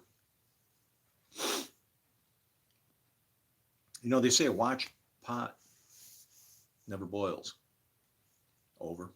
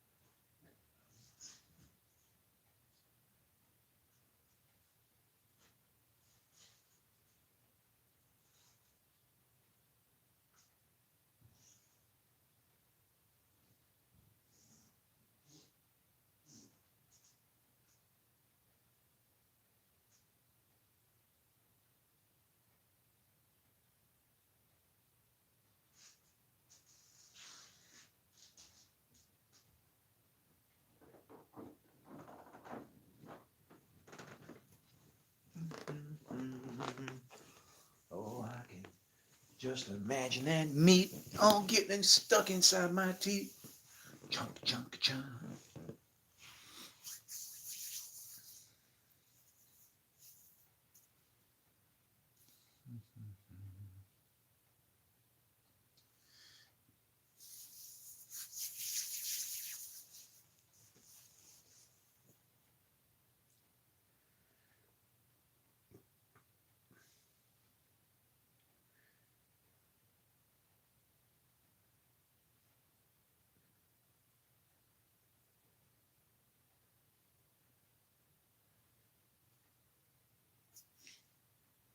Did you know there's actually rap music in the book of Job?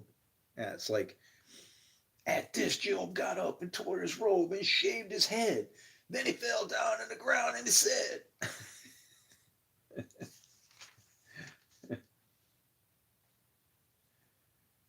naked I came from my mother's womb, and naked I will depart. That's what the NIV says. Wrong. No.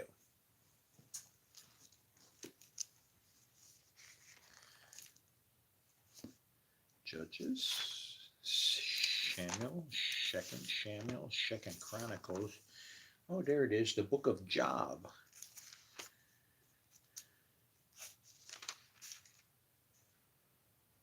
Oh, 22.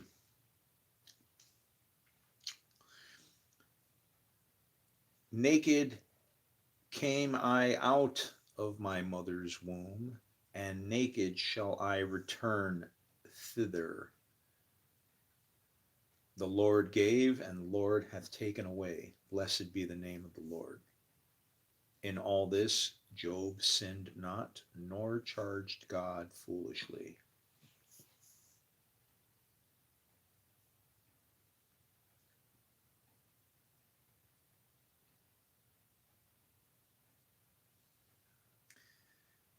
Naked I came out, and naked shall I return. How can that possibly happen, Nicodemus?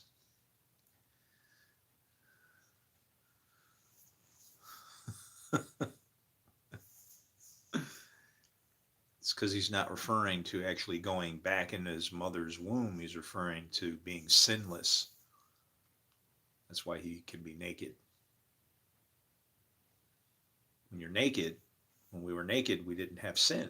After we sinned, then you had to cover up the nakedness. What happens if you have nakedness without sin.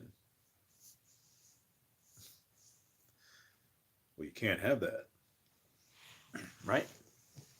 I don't know. I'm going to beg to differ. I'm not going to beg too hard anymore.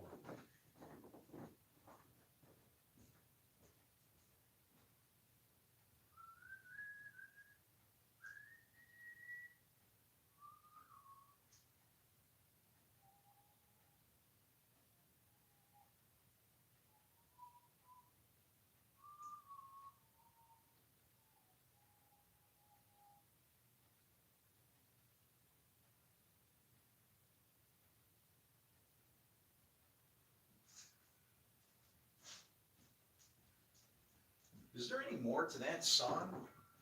Na na na na na na na na. Hey hey hey, goodbye. Na na na.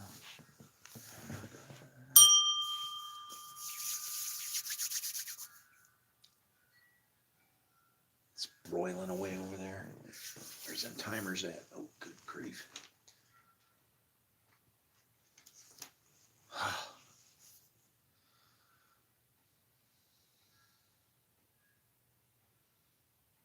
Could boil some potatoes and throw them in there.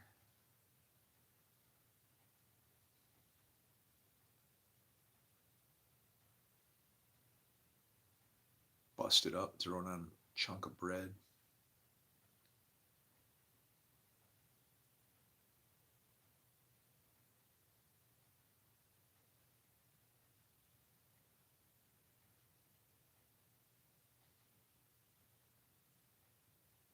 Serve it a la carte. I can carve into the delicacy with a sharp, impaling instrument. Ah! Give me that! Mmm.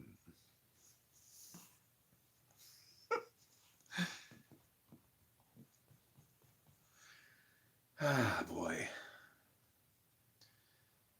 Hi. I'm sitting right here waiting.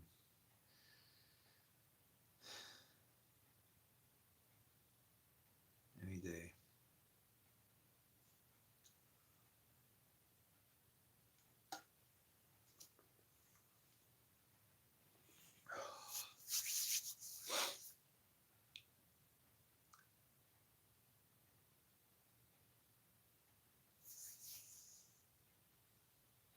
How did I do that? Did I shove around the...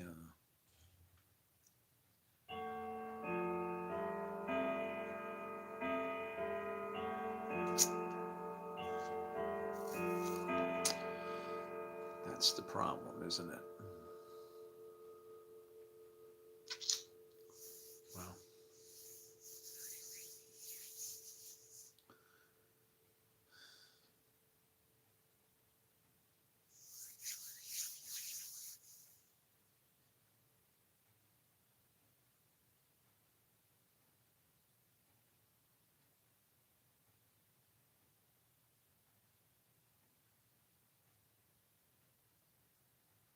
It's crazy, some of the things. Like an infant who never saw the light of day. Is that talking about a physical child? Not necessarily.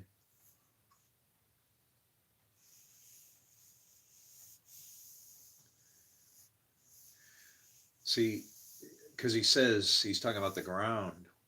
Or why was I not hidden in the ground? You remember the parable of the people that were buried? Remember the guy buried the stuff in the ground, didn't do anything with it? That's tied in right there. You know, why was I not hidden in the ground? In other words, why does he have this urge to come out to say something?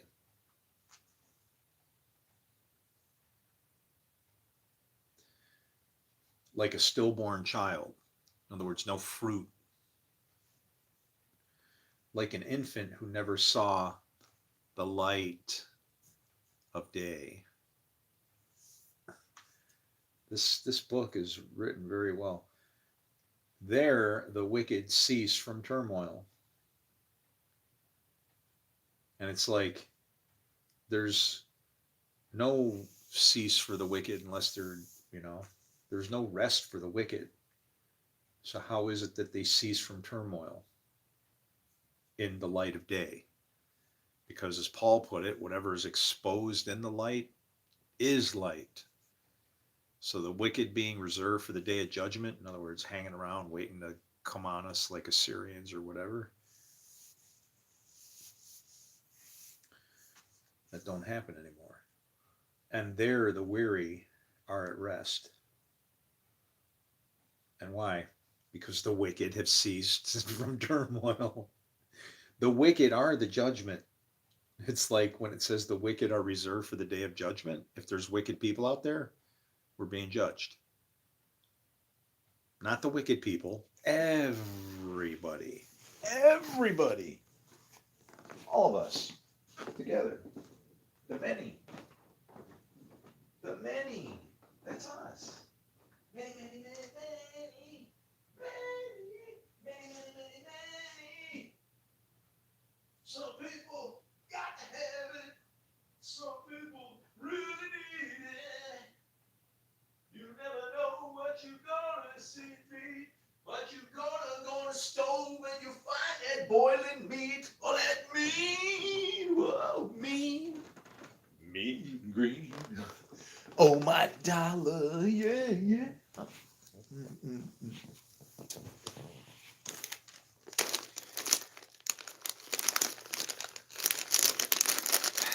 Yeah, forget about this stuff, man. I got the good things coming here. How many minutes we got left? It's close.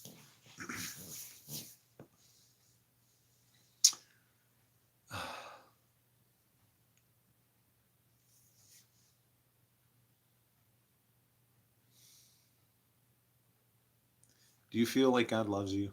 I mean, can you do that? Can you just go,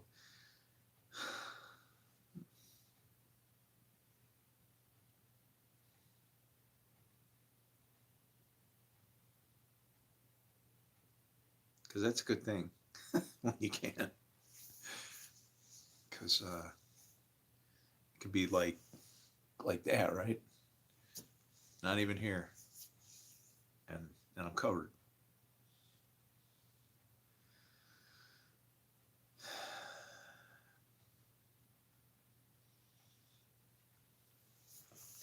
Wish more people could understand him the way I see him.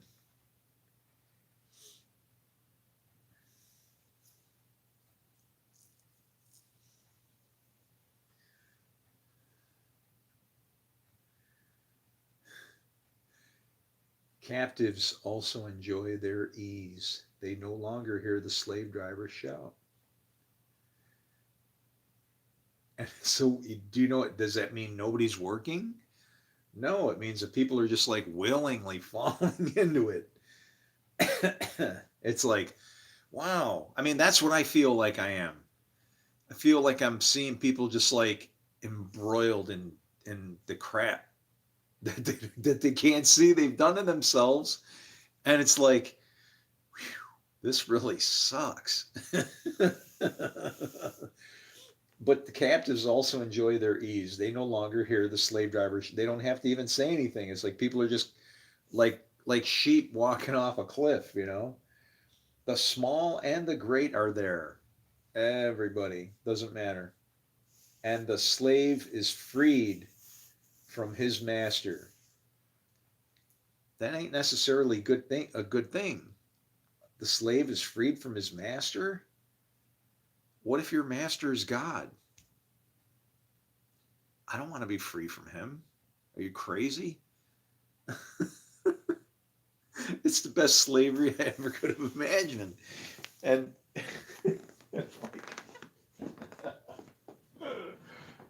all right, come on, is this stuff ready yet? I hear you, Henry.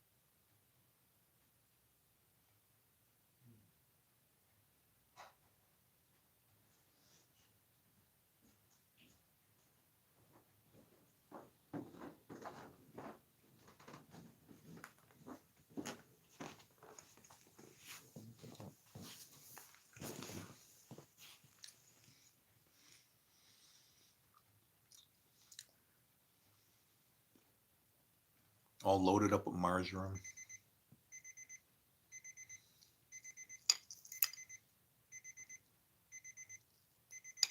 Yeah. This is when it's good to be Polish. Well, it's always good to be Polish, but especially, let go, sucker.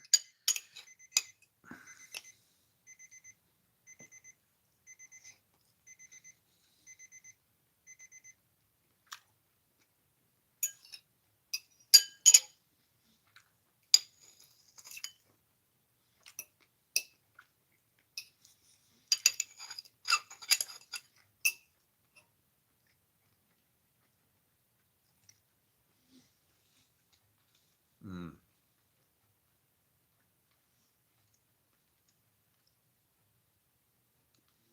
Now it's Christmas.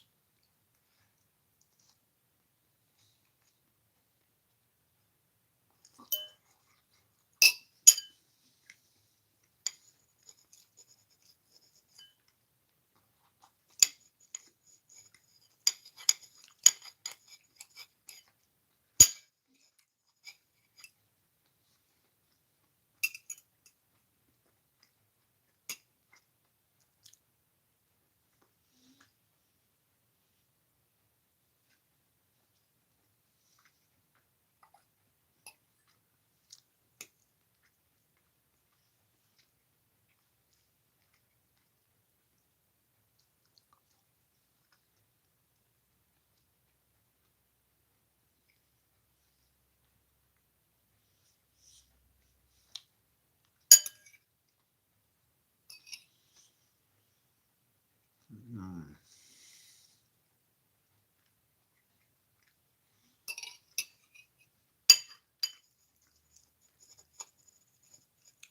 A little bit of pepper.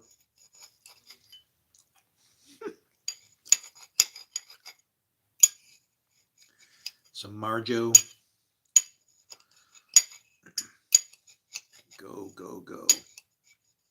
Let go. Casing's kind of tough on this one.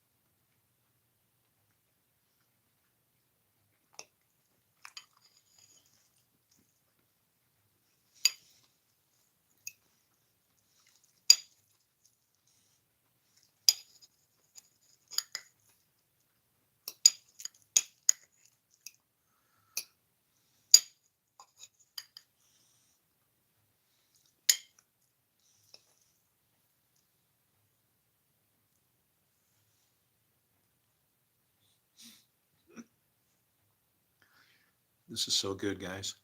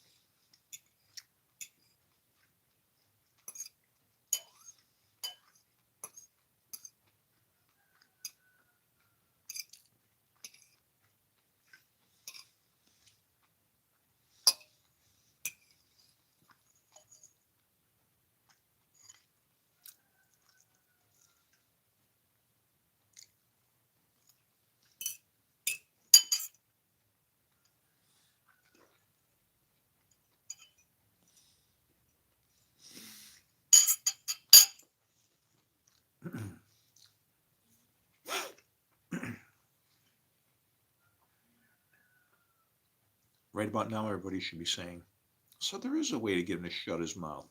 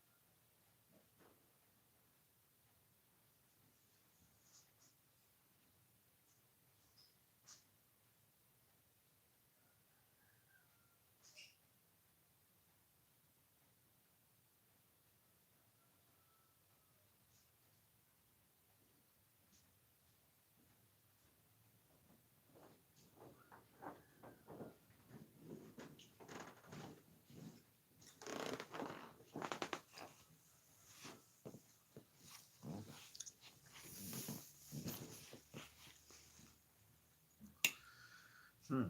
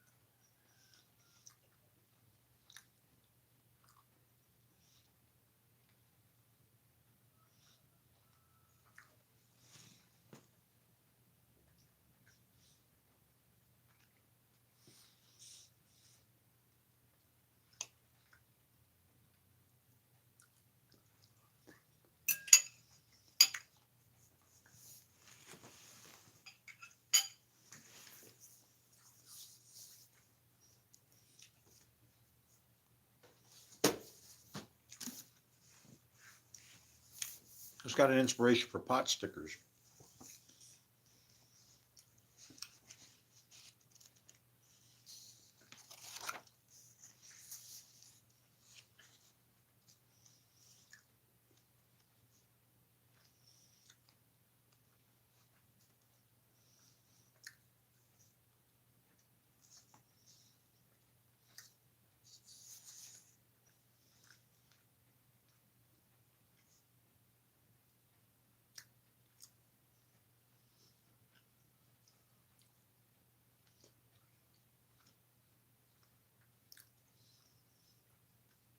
Pumpkin dumplings. What? Uh-oh.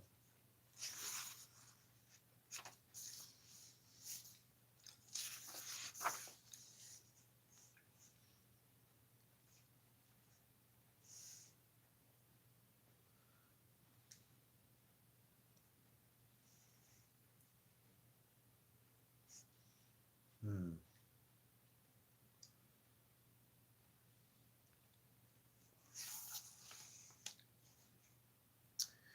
I don't know what they would call them. Cantonese dumplings, 374.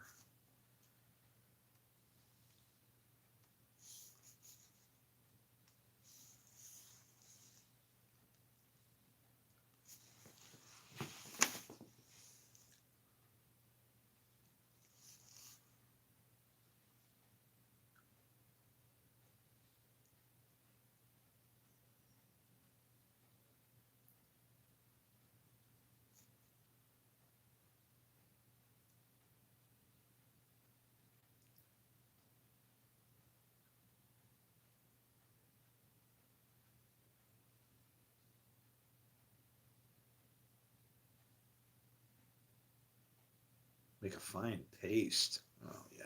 No.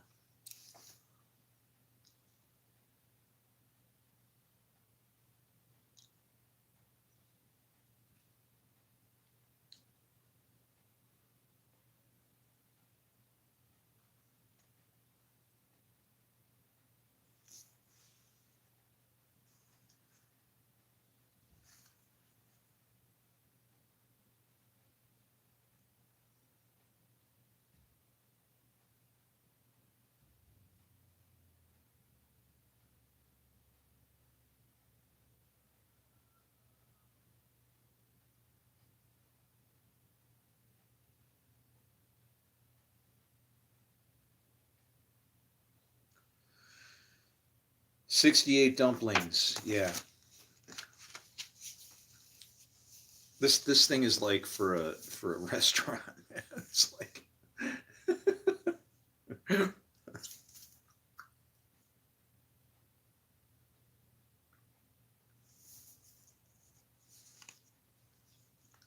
was this thing written?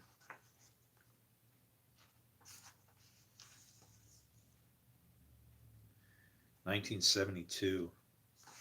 It's crazy. It's 1972, but the cut on the edge of the book is like from the 50s. It's like I don't know who he got to do this for him, but the binding on it is just like really primitive by today's standards.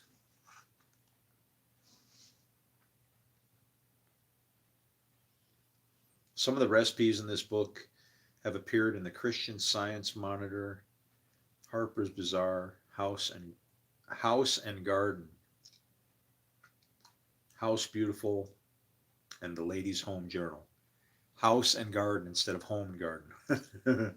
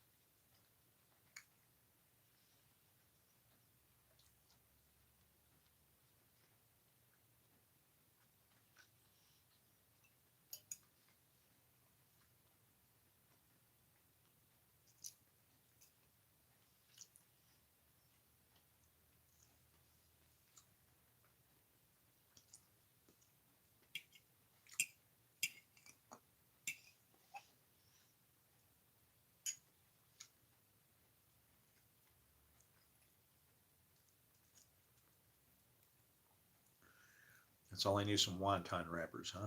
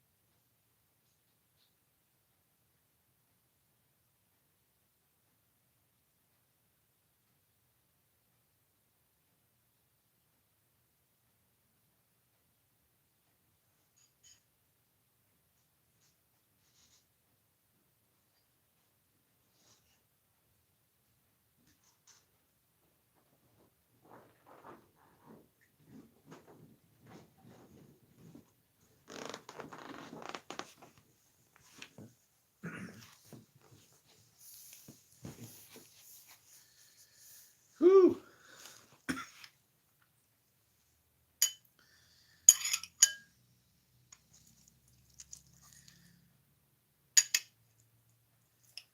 Can't believe I ate the whole thing.